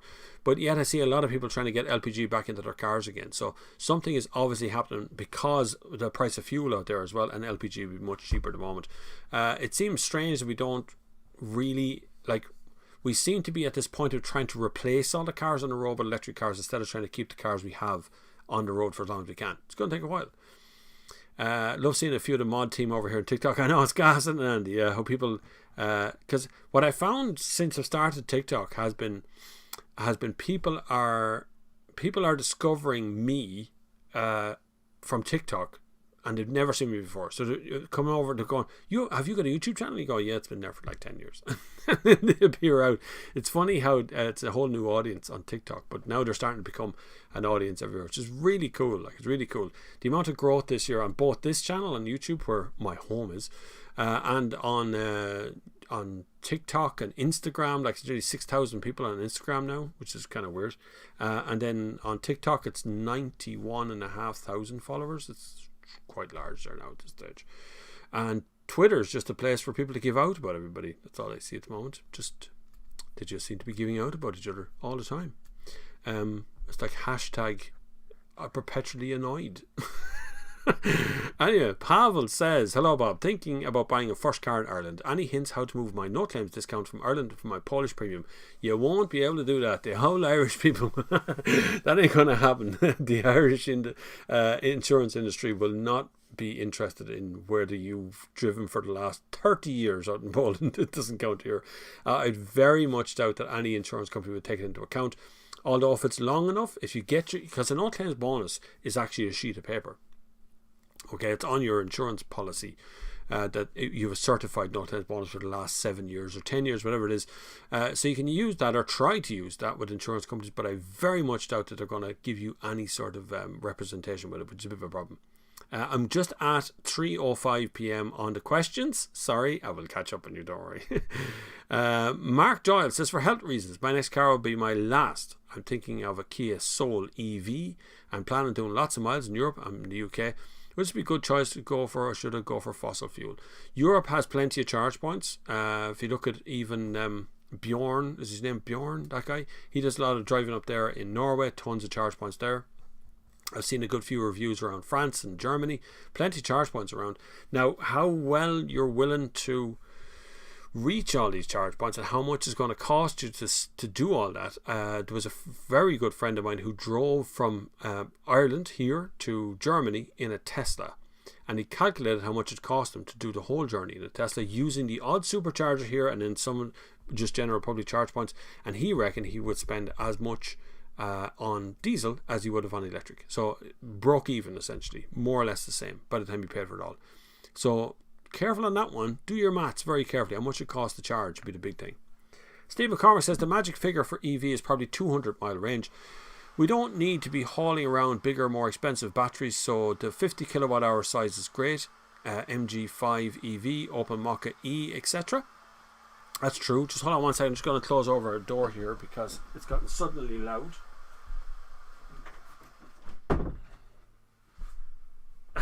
I normally leave that door open for some ventilation, but someone has suddenly decided to dry their hair. That's what happens when you live in a house full of women. They're all got long hair, every one of them. Magic figure EV. Yeah, sorry. So 200 mile range, we don't need to be hauling around bigger, more expensive batteries. So the 50 kilowatt hour size is great. AEG MG5 EV Open Maka E. It is, and I'm driving the Open Maka soon. I'll be driving the Mazda MX-30, is it called? Very shortly as well. Both of those have relatively smaller batteries in them. But the range claim is actually still quite high, so it really does depend, because if you have a smaller battery, it charges up in a shorter amount of time because the battery's smaller initially. It's like charging a phone versus charging the camera, which has a much bigger battery. It takes longer to charge the battery in the camera, but it lasts longer. So it just depends on your use for them. I think for most city dwellers or big town dwellers, 50 kilowatt battery is probably plenty big for everybody. Although if you talk to Tesla, they say that they're selling more long-range Tesla Model 3 than they are the standard range. And this is Ireland, we don't need a long-range one, but they still want to buy the long-range one. Hertz von Rental, happy Mother's Day, thank you. Martin Smith, the UK registration is a nightmare system, definitely not worked, and spreading sales completely. Ones early in the year lose loads. That's the problem, yeah. And that's happening here, that's the same problem here. Steve McCormick, the oil companies tried to propagate the idea that CO2 can be reused in fracking. Dubious. Well, I don't approve of fracking anyway. Everything I've read ever about fracking has been bad news. Every single one of them. That's kind of weird, right? Because fracking is the idea that you push open the earth under the ground somewhere, move things around, try and get more oil. So you push water into cavities and then break the earth underneath the ground. I just can't see a good reason why we want to do that. Video is A1 on YouTube. Yeah, it looks okay to me as well. It just depends on what way you're watching. If you're watching it in high definition, it'd be okay. DC various vids. I think the EV driver were sure of charge at a reasonable price into less pounds, euros than fossil fuel juice for the same range, but many times the chargers don't reliably work and the cost can be more. That's my problem as well, is that there's a lot of hidden bits in electric cars, a lot of hidden costs. So when you pull up to a charge point, you don't know how much you're going to pay for the charge point unless it's your normal charge point, you've been there before, right? But like even the other day I noticed that the 50 kilowatt charger in Portlaoise here, we have two of them. So we have 50 kilowatt, we have 150 kilowatt. That one doesn't charge at 150 kilowatt yet, it charges at 100, I think, and so they've reduced the price of it. The 100 kilowatt charger is cheaper to charge at than the 50 kilowatt charger. But they don't say that on the outside of the charger. You don't know that when you're pulling up to it. You think because I'm able to charge at 50 kilowatts, I'm going to pull up with that 50 kilowatt charger and just charge there. But actually the one beside it is cheaper to charge at. So you find Teslas parked there and you find all kinds of things going on at that charger. And then there's another charger on the road that is a 50 kilowatt charger, the old ones connected to the ESB offices. But that only charges at 38 kilowatt because they can't supply enough power to that to charge it any faster. That got moved from Midway. Midway now no longer has an electric car charger. And now there's another charger being built in Portlaoise. Lidl are putting in a few chargers as well. They're all going to be 22 kilowatt ones. Lidl are putting in a fast charger in the middle of the car park as well, like they did in Tullamore. So there's a lot of choices going on. But the biggest problem I have is those putting in one fast charger in a little car park is not making electric charges normal. That's not normalizing the whole thing. That's just putting in one charger. What we need to do is have chargers all over the place. Smaller, lower wattage chargers that spread the weight of the charge across 10 units.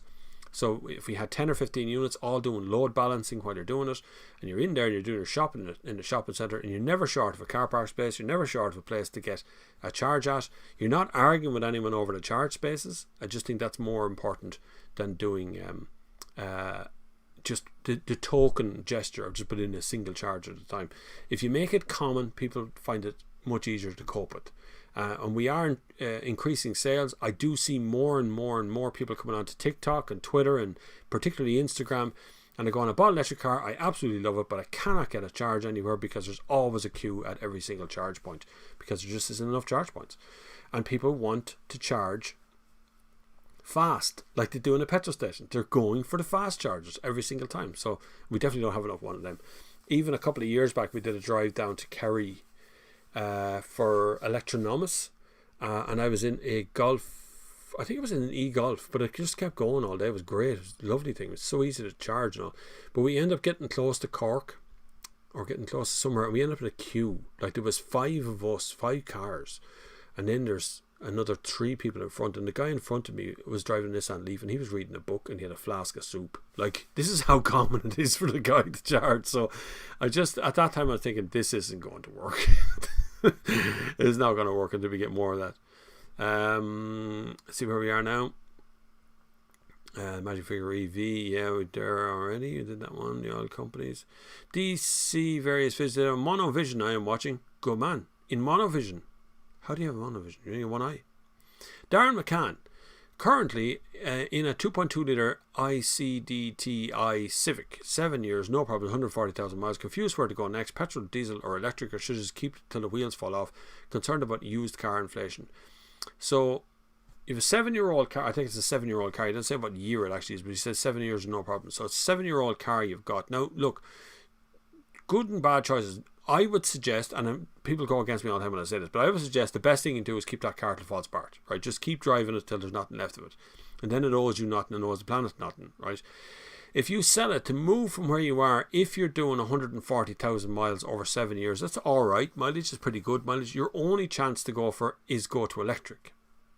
You're going to have to go directly from where you are to electric, because if you go into PHEV world, you're not going to be buying a diesel, you're going to be buying a petrol, and then you're high mileage, and then that's not going to work out because PHEVs only do about 40 kilometers on full electric, and then they are a hybrid after that, and they're not terribly efficient. Some of them are pretty good, but they're not terribly efficient. So I would go from where you are now to electric, or I'd hold on to the car you have and just keep it forever. Remember, 2030 is not a cut-off date for the end of the fuel. It's a cut-off date for the end of production of diesel engines. That's what's really happening. Diesel and petrol engines really will disappear at that point. But they are straight petrols. That's your petrol, your diesel, 2.2 litre. They're going to go. But the PHEV ones, or the mild hybrids and all that sort of stuff, I'd say they'd still keep making them. Keith Colton and I had an E208. I like that car. Up to Wicklow Mountains during the last gap in lockdown. The torque on top gives a good bit of control balancing with the car between understeers and lift-off oversteer. It does, yeah, and 208 probably one of the better ones to drive. We are starting, again, the last few cars that have been out have really starting to settle into being pretty good to drive now. You know, they really are starting to get nice. The first kind of invention of them was all a little bit, they're very spurty, they're very fast to move at first, but then it kind of, when you throw them into a corner, they just understeer. That's what most of them do. But they're starting to get a little bit smarter now. And that's pretty good, because the smartness of the car is going to make them more sellable in the future. And that's what we want, really, is because you don't want to just buy, like where I think electric cars are right now is the second car for a lot of people. So people buy, I don't know, BMW 5 Series or whatever, and they'll buy an E208 as well for the daily driver. So the one that'll drive them to and from work, and they keep the 5 Series for more important runs or family days out or whatever. So I think that's kind of happening within the market. I think that will continue to happen for a while, because electric cars are still a big investment, a very big investment. People are still really expensive. Even at the bottom end of the electric car market, you're talking about 30 to 35 grand to get you really started in it. And you know, you can go right down then to the kind of entry level Renault Zoe or something, or Dacia Spring or whatever's going to come out next, but you'll still be close to 30 grand by the time you pay for the car. And if you're going to put in a charger, then another €700 on top of that, and you know, everything starts to trickle along. So it still is the reserve of people who have plenty of money, but because people have been sitting around for the last 12 months essentially not doing a whole lot, but still getting paid to do not a lot. They've got money to sit around and spend, and that's where those electric cars are being sold now. Zach 502 Bob, 2006 to 2008 petrol Saab, goodbye. Depends on its condition. Very hard to get parts for Saab. You will find them out there. They are there. Hi Patrick Keane, welcome to being an apprentice mechanic. Congratulations. You will find Saabs out there for sure. There's plenty around, but getting second-hand parts can be a bit of a problem. There's still parts being made for sure, but they're starting to get a little bit rare. But they are a total collector's item. Saab 9.5s, 9.3s, the 9.3 Turbo, the Vectors, all those cars, just decent cars, really good to drive. Some super cool little features on the older ones as well. You can turn off the dashboard lights so there's nothing but a speedo in front of you. Really cool at night time. Something until you think it's stupid until you've experienced it. Until you sit there at night time going, why doesn't every car have a dashboard that turns off, just leaves you that thing there? It's deadly. DC various vids also think if chargers were reliable, then 150 to 200 miles is enough. But when you may have to go the 3 different charges due to faults, then 250 miles in any weather will be better range. Yeah, that's kind of, there's always going to be a sweet point for everybody, will be different. Some people, like my Leon, up until the lockdown, we did about 6,000 kilometers a year, which is nothing, and all of it's short range stuff. All of it, the furthest that car would go would be Port Tarlington. Like that's not very far, and that was like once a month. So it did such little mileage that we could easily replace it with any electric car because we have a home charger as well, which helps. But if you have to do the commute stuff where that runs into problems, like I think the MG wouldn't be great for commute. 250 kilometers is not much. You're going to be charging that car maybe 2 or 3 times a week if you do a regular round trip commute stuff, particularly if you sit out on a motorway, where no car does well on motorways. But I'd love to see cars achieve a certain level and people start to relax about the range. This is what happens to all journalists. When they're testing cars, they go into this range. How far can it go? Can I drive from Dublin to Cork? And it still comes up now. Can I drive from Dublin to Cork and back again the same day? Until I can, I'm not buying an electric car. And when eventually, of course, we're going to go, well, you can now. You can drive from Dublin to Cork, because it will happen. Particularly we look at the plaid version of Model S that's coming out. They're talking about 800 kilometres in their yoke, which is unnecessary, but that's what people are looking for. They're talking about range. Always talking about range for some reason. Niall Clerkin, hi Bob, tried applying for my test through the RSA website, got locked out of the account and now can't help getting logged in. Oh my god, my Instagram is Niall Clerkin, and chance to answer to a DM. My DMs are dead on Instagram, but I'll have a route through if I can, Niall, yeah, for sure. I can't help it, the RSA logging out of your account or locking you out of your account. You'd have to contact the RSA. I don't work for the RSA, and I don't even know somebody that I could phone up in the RSA. I'd be the same as you now, other than the press contacts would be the only one to go on it. But they just say the same thing, which is just go back to the website. You would have to either create a new account or get the password reminder things going or something. There must be some way of resetting your account at some point. Cross 13 is here as well. Choice between used ICE car and new EVs is a false one, even if you're going to suggest La Cuba, where we keep the cars going forever. Production emissions for the new EVs are offset entirely in less than 10 years. As for used EV market to develop, they need to be sold new, chicken and egg. It is, yeah. And we need to, it's just the price that puts me off every time. It's just because there's an awful lot of people out there who don't have disposable income and know that they're going to have to get an electric car eventually. And second-hand cars are incredibly expensive when they're electric cars as well, because there's a premium being charged, because there's desirability and it's the amount of cars out there. Even if you look at a lot of the used EVs that are coming into the market right now from the UK, and I know I work with ecocars.ie, but I see the other ones doing the same thing. They're all bringing in the same cars. The pool for them is actually quite small. They've only got 1 or 2 or 3 cars on their websites at any one time, because it's impossible to get a hold of electric cars used at the moment, because there's not many of them sold, and the ones that are out there, people are just holding on to them forever. And so if you're buying into EV right now, you're buying in at a pretty high point of the market. But that's not to say you can't save money. I can certainly look at my EV outside the door right now and say, yeah, look, with tax, which is 120 quid a year, I'm already saving money, even if I'm not saving money on fuel. Joan Seno says, Bob, every car company started off making airplanes first, that all used air recirculation engines. Then we're going to have these air miniature gas turbines in cars again, aka no fuel. Well, the problem is money. And the reason why I say money is because there are people out there who have made, and are still making, a lot of money by selling fuel. So even if there was no fuel going into it, how do you make... This is always the chicken and egg scenario right now, is how much things cost, how much we can get out of it sponsorship wise. It's the scary little bit of it out there that keeps people ticking over. How do we make money from it? Right now there's a huge amount of money being made on the EV zones out there, EV things that are happening. Everybody talking about EVs and all that. That's what's going on right now. There's a massive amount of money being made at that. And people really, really, really want to get into the electric point, but they also want to figure out how to make money from it. That's what's really going on in the background. And it's really good. I don't have a problem with people making money. It's great. But it's an awful shame that we don't do something for the good of people or the good of the planet without worrying about how much it costs. Because we're always talking about costs at the moment. Patrick Wall says, I was today years old when I found out how to change the picture quality from 480p auto to 1080p on a YouTube video live. Come on, Patrick has been watching a blocky little, probably looks very hazy today on 480p. I showed a person the other day how to do it as well. Same thing on a Zoom call. I was showing him how to change, because we were watching a YouTube video as an analysis thing, and he was watching. He said, I can't make out the detail now. Have you changed the resolution? There's a little wheel at the bottom of the screen. You can click that and select the highest quality. And the new videos that are coming out from the channel will be 4K, so you can go up to 2,000 something RPM. Look at that. See, I'm always thinking cars.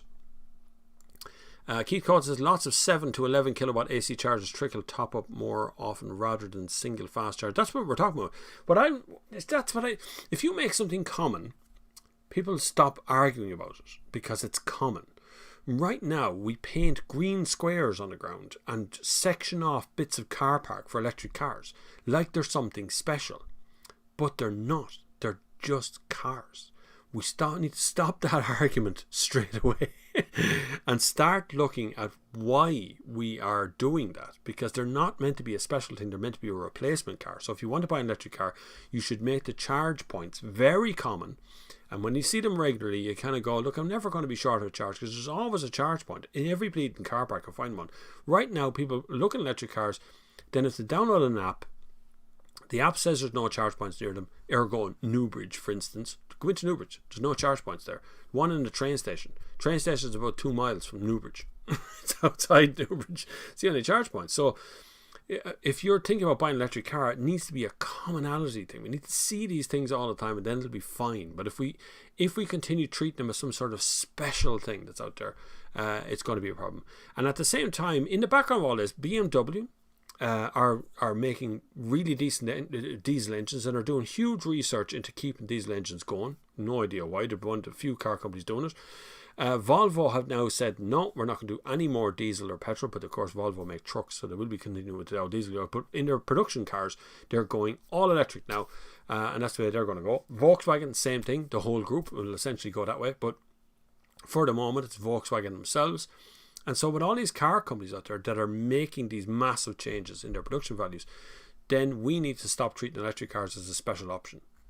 They need to come down to a regular price that we can kind of afford, while at the same time, we need to make it a common sight to see chargers in all kinds of normal places. Like we have one in a car park here in Portlaoise, right in the middle of the town.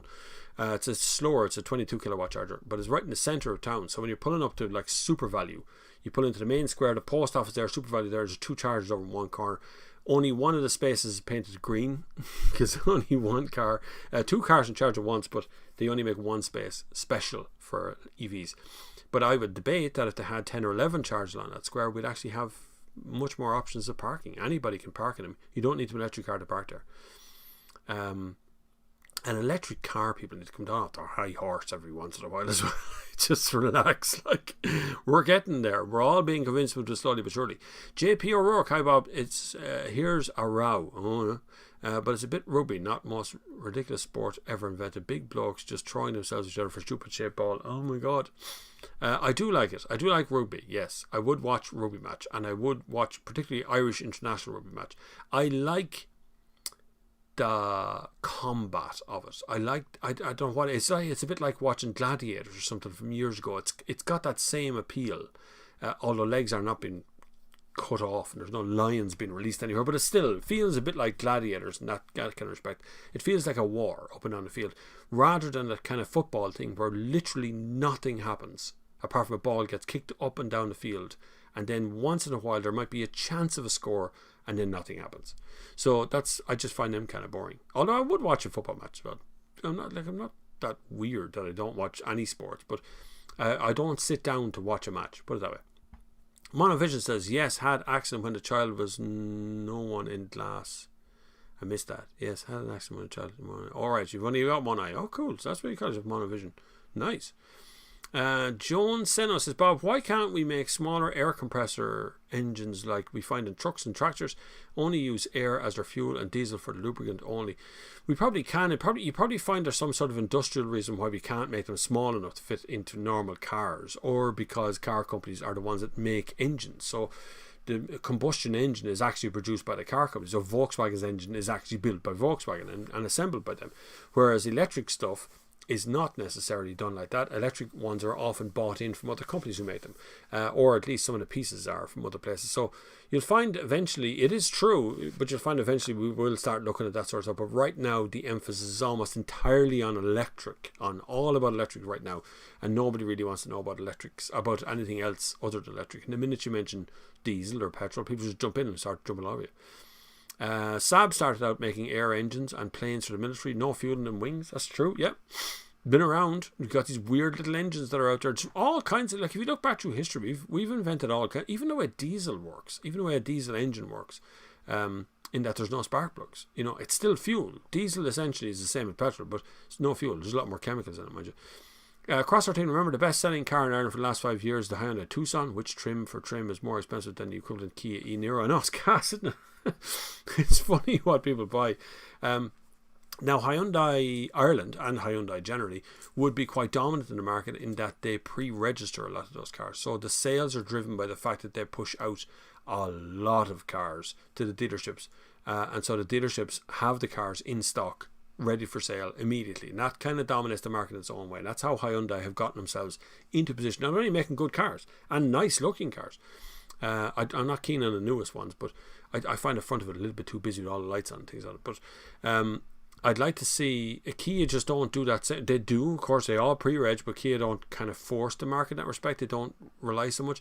Like, I'd be very constant emails coming in that we're the top selling car in Ireland, or, you know, we're in the top 3 or whatever. So Hyundai rely quite heavily on making sure that they tell everybody that they're the top selling car as well. I see those wind turbines use gas turbine engines to turn the blades, aka not the wind. I know there is a bit of a debate over wind turbines, alright, as to whether even in a light breeze that they're turning. Are they really turning, or are they being driven to turn, or what's going on inside them? So that is something that I'm researching right now, is how wind turbines work, and how all of that kind of clean energy. Is it clean? Is it not clean? Where are we getting it from? How often are we going to get it? What's the resistance from it? We're talking here in Portlaoise of building a high temperature incinerator in the bog, because the bog is no longer used by Bord na Móna. They're not stripping it out anymore, but there is power stations that still standing there which are now closed or in the process of being wound down. So they're talking about putting in a high temperature one, which would create electricity for the Portlaoise area, make our electricity cheaper. They're very clean. They're incredibly highly monitored. They have them quite regularly in the city centre in Germany. Seen them.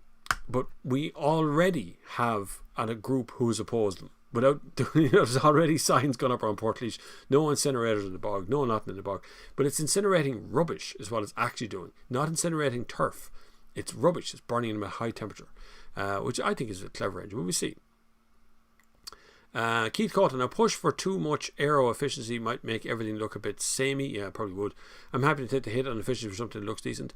It's like, well, efficiencies come from weight as well. So there's a point where batteries are going to be so heavy in the car, it's just not worth it anymore. That's it's no point in putting in more batteries, because the car will be so heavy it won't get any further. So there has to be a point where you peel back and go, yeah, let's just make them lighter. Because if you look at Mazda, who consistently go on about how light the car needs to be and how much they shave off the head of a nut to try and save a gram here and there. So they know that electricity, or they know that the weight of the car affects everything. So it's important to remember that if you want to go further in electric car, it's not necessarily to put more batteries in that's going to make that happen. Michael, I always see Mihal, Mick. I see it written down as Mihal, but then I know he is Mick as well. So anyway, some very good Saab owner groups on Facebook, Bob. Still a few lads around the country who have lots of Saab spares available. Not going to post names on here. There's usually a group somewhere on Facebook for basically every single car. So it's always worth heading over. If you're thinking about collecting a car or buying a car, thinking you might want to have a car in the future for a good classic collectible, usually go to Facebook, search for the car group, and they will give you some sort of inside information on how expensive the car can be to run. So if you're looking for a Saabs, or you're looking for, I don't know, Woollards or whatever it is that you have out there at your cars, then decide that you're going to go over to Facebook and have a look there. Ian Burrell, anyone else auto subtitles suddenly appearing on Bob's page today watching me a Fire Stick on TV? No setting to turn them off on live YouTube. Okay, on Fire tablets. Weird. No, I've seen the auto stuff come up on some of my videos as YouTube indexed the video, and then they try to get the subtitles to match up. And because I don't script videos, so none of the videos I do actually have a script attached to them. It's just me chatting. I don't have a script to be able to copy and paste into the subtitles. So sometimes it tries to do the subtitles, and 99% of subtitles are unreadable.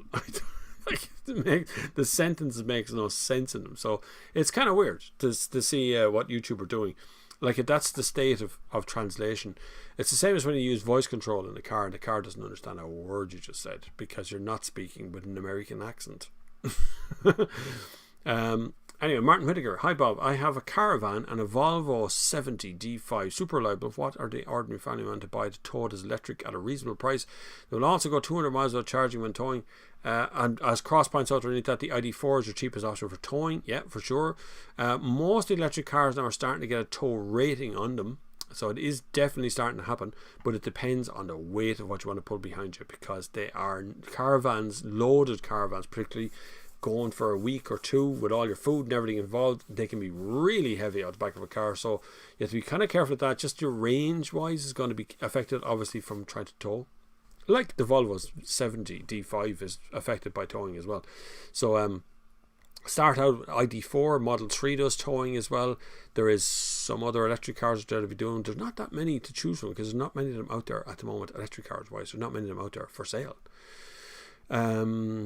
4K is not used to me because I only have a 1080p monitor. 1080p is mostly what everybody needs. But what I can do is film. So when you're filming in 4K, the screen is this size. Where am I now? There. So that's your 4K screen. So if I want to, I can zoom the screen into this size and just film in 4K at that size. I can do it in post-production.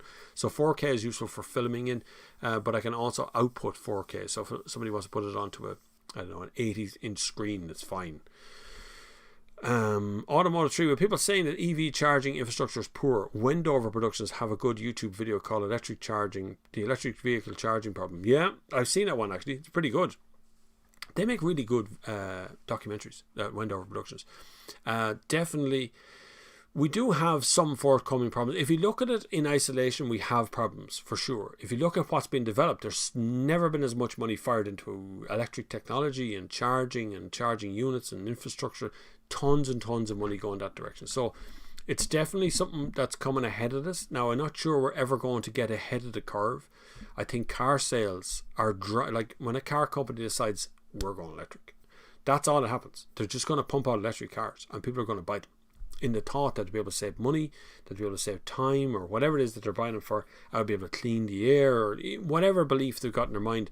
But realistically, without a proper infrastructure, we're in trouble already. But how do you make money from an infrastructure when most electric car owners will charge at home?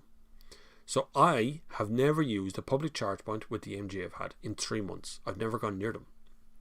I'm not even registered for all of them. I haven't done any of that stuff because I haven't needed it. I've just charged at home and that's all I've done. So that's my total cost. Now, if I was obviously commuting, I probably would have charged up at some point at a public charge point. But if you're going to spend 16 grand and installing a fast charge point and then giving over a car park space for me to charge it and then no one uses it, then you got a problem. How do you make your money back out of it? How do you make any money out of having it there? Other than ESB pay the person who was put in the car park space, they pay them per space, so they actually make money every year because ESB give them money, even if they never have a charge. ESB pay for the space anyway. technically off the record from a source that I know very well. Anyway, Heggs 11. Ireland lucky to be leading Scotland half time. Are we? Oh, right, okay. No. We could win this. Could we win this? Graham Cullen says Glasgow car park I know of installed 20 charge points. Shopping centre owner hoped it would attract few shoppers as they need to do something while charging. Correct. That's the thinking, obviously, for petrol stations as well. They have to be doing something to charge them, as we're going to get a cup of coffee and stuff. But then the problem is someone walks away from a fast charger, and what happens? Someone comes over and tries to unplug them, or gives out about them on Facebook, or takes a picture of the car and goes, "This person left their car there for 55 minutes. How dare they take over?" This is what happens. It's this, because there's not enough charge points. You can't leave your car at a fast charge point. If you leave it at a slow charge point and you head off for 6 or 7 hours, then it could be no problem. Bob, how's the next documentary coming? I know there's a lot of work putting those together. Very enjoyable. It is coming. I have a couple on film. I didn't want to film anything until I got the new camera as well, because that's part of the filming network thing. So next couple of weeks I have 2 or 3 videos that I need to get put out straight away, and then I'm going to be shooting all the documentary stuff for the next bit. So they will be coming out for sure. Loads of stuff coming out, documentary wise, that I'm trying to put together. They do take a while. They do take a long and then permissions for video, for YouTube videos, that becomes serious now. Bob, will there be another VW up GTI? No. Will there be another VW up is actually the other question, because it's not even on sale anymore now. It's gone. So there is an electric version of it, but it doesn't be another GTI one. No. Nudge nudge wink wink. Hi Bob, have you seen the Maxus e-Deliver 3 van? I think the MGZ electric is a game changer in the EV market. I think it's cheapened it. I think they've proved that they can do something really cheap, but I think the Chinese companies and Indian companies and the people we don't expect are going to be dropping in and out of this market very quickly. Maxus is part of SIAC, another part of the big brand that they have going on there, Chinese brand. But there'll be a lot more Chinese brands coming on the market very soon. There's a couple after popping into Norway there recently, and they're going to start trickling their way down to Europe as well. That's what the Chinese market does. It tends to just buy its way into a market and push forward that way. So you'll see more of that coming. Cross answered that question. Maxus is another SIAC brand. Steve McCormack, not too sure why wind turbines have not been developed using the squirrel cage type fan. It would reduce their physical profile and make them less visible on top of the hills, etc. There's a road going down to Limerick, and you come over the top of this hill and come down off the hill, and just as you come down off the hill, there's a big sea of wind turbines ahead of you, and it's actually quite a weird. It's like War of the Worlds or something. It's just a weird experience as you come down on the hill that they're actually there. But it's fine. Now, the ones I did a video recently, I actually used some of the footage in a video yesterday. But I was out in the bog and there was a couple of wind turbines sitting right beside me. And I just pulled over because they were right there beside the road. But I could hear them very clearly. I could hear them. So they do make noise. Like, they're not silent. I remember on Midlands 103 one day there was a woman who called in. She lives not far from a couple of wind turbines, and at night time she was giving out about the hum. There's a hum in the ground, she said, and it was keeping her awake, and she wasn't able to get sleep. And I felt so sorry for her. There's nothing we could do about it. She brought out all kinds of people who had listening devices and things plugging into the ground, trying to figure out what's going on. But she could hear this hum at night time. She was convinced it was coming from the wind turbines. Never really found out was it the wind turbines or what happened to her after that, because obviously it's a radio station, not my radio station. Dynamic Frame says my Citroen DS3 has a dark feature which shuts off everything except the speedo. As soon as I saw it, I thought, why don't all cars have this? It's a brilliant feature. First time I saw it, I was in a Saab. Saab cars used to say they were part of Saab that made airplanes. They weren't really, but like no one in the airplane division worked in the Saab car part, right? Anyway, but they used to do that, which was like a flight mode or something they used to call it on a little button on the screen. It was really good. Hi Bob, would you buy a tow bar, bike rack or roof rack for 4 bikes? You're going to have to go roof rack. There's no bike rack. If you have, so there is a bike carrier you can get for the back of your car. It sits on top of your tow bar. So it sits down on top of the tow bar, and then you can carry 4 bikes on the back of a car that way. But the only ones that don't do the tow bar, strapping it onto the back door stuff, is for 3 bikes. But if they're 3 adult bikes, they can be so heavy they can damage your door. So I would go roof rack for 4, because you can definitely get 4 bikes up there. If you stand them, so handlebars forward, handlebars backwards, handlebar forward, handlebar backwards, they will take up half the roof rack. They're pretty clever.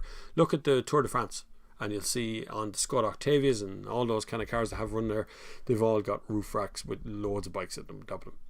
So go with that, roof rack.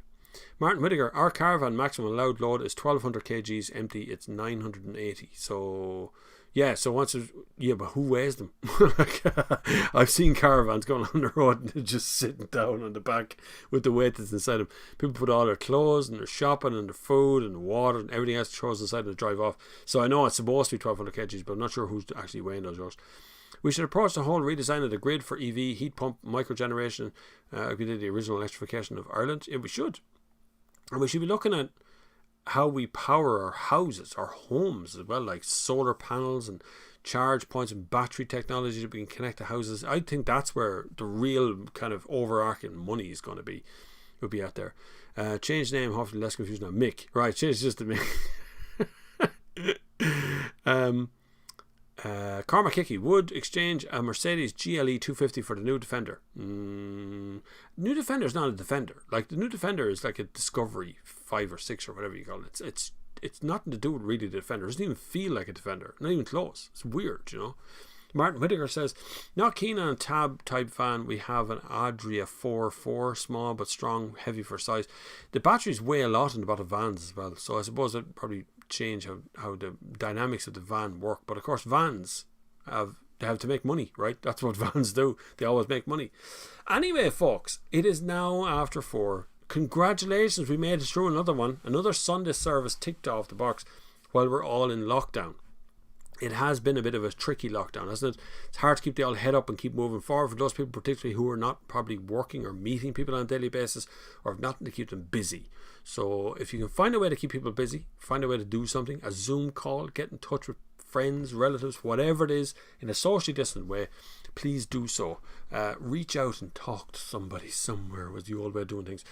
Try and keep in touch. You will find me absolutely everywhere at the moment as I'm trying to keep everybody's spirits up and keep things moving forward, and of course keep my brand moving forward because it is growing quite a lot and it's kind of weird at the moment how much it's growing, but it is growing.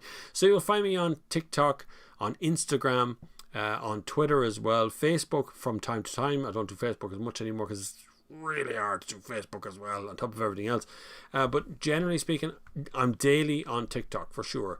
I do answer questions here as well on the channel, and loads more videos to come out over the next while. The next one's going to be Mazda, a couple of Mazda videos coming out again, as I've had a few Mazdas over the last while. We have Volkswagen Tiguan to put out. The RS is there to put out as well. So there's loads of videos coming out and loads of documentaries to come too. Thank you very much for your attention today. Thank you for joining me here as well. And thank you for your donations. Like I say, the cameras and things that we're actually buying for the channel are all coming out of donations. So 100% of what you send is being spent on equipment or kit or whatever I can think of that will make the channel quicker, leaner, faster and more enjoyable for you guys to understand. I will get in touch with everybody on Patreon when the new bobflavin.com thing comes out, which that will start next week. There'll be stuff you can buy there, hoodies and stuff with logos and things on, some stickers, some fun stickers are going to bring on as well. They'll all be there too, and that is bobflavin.com.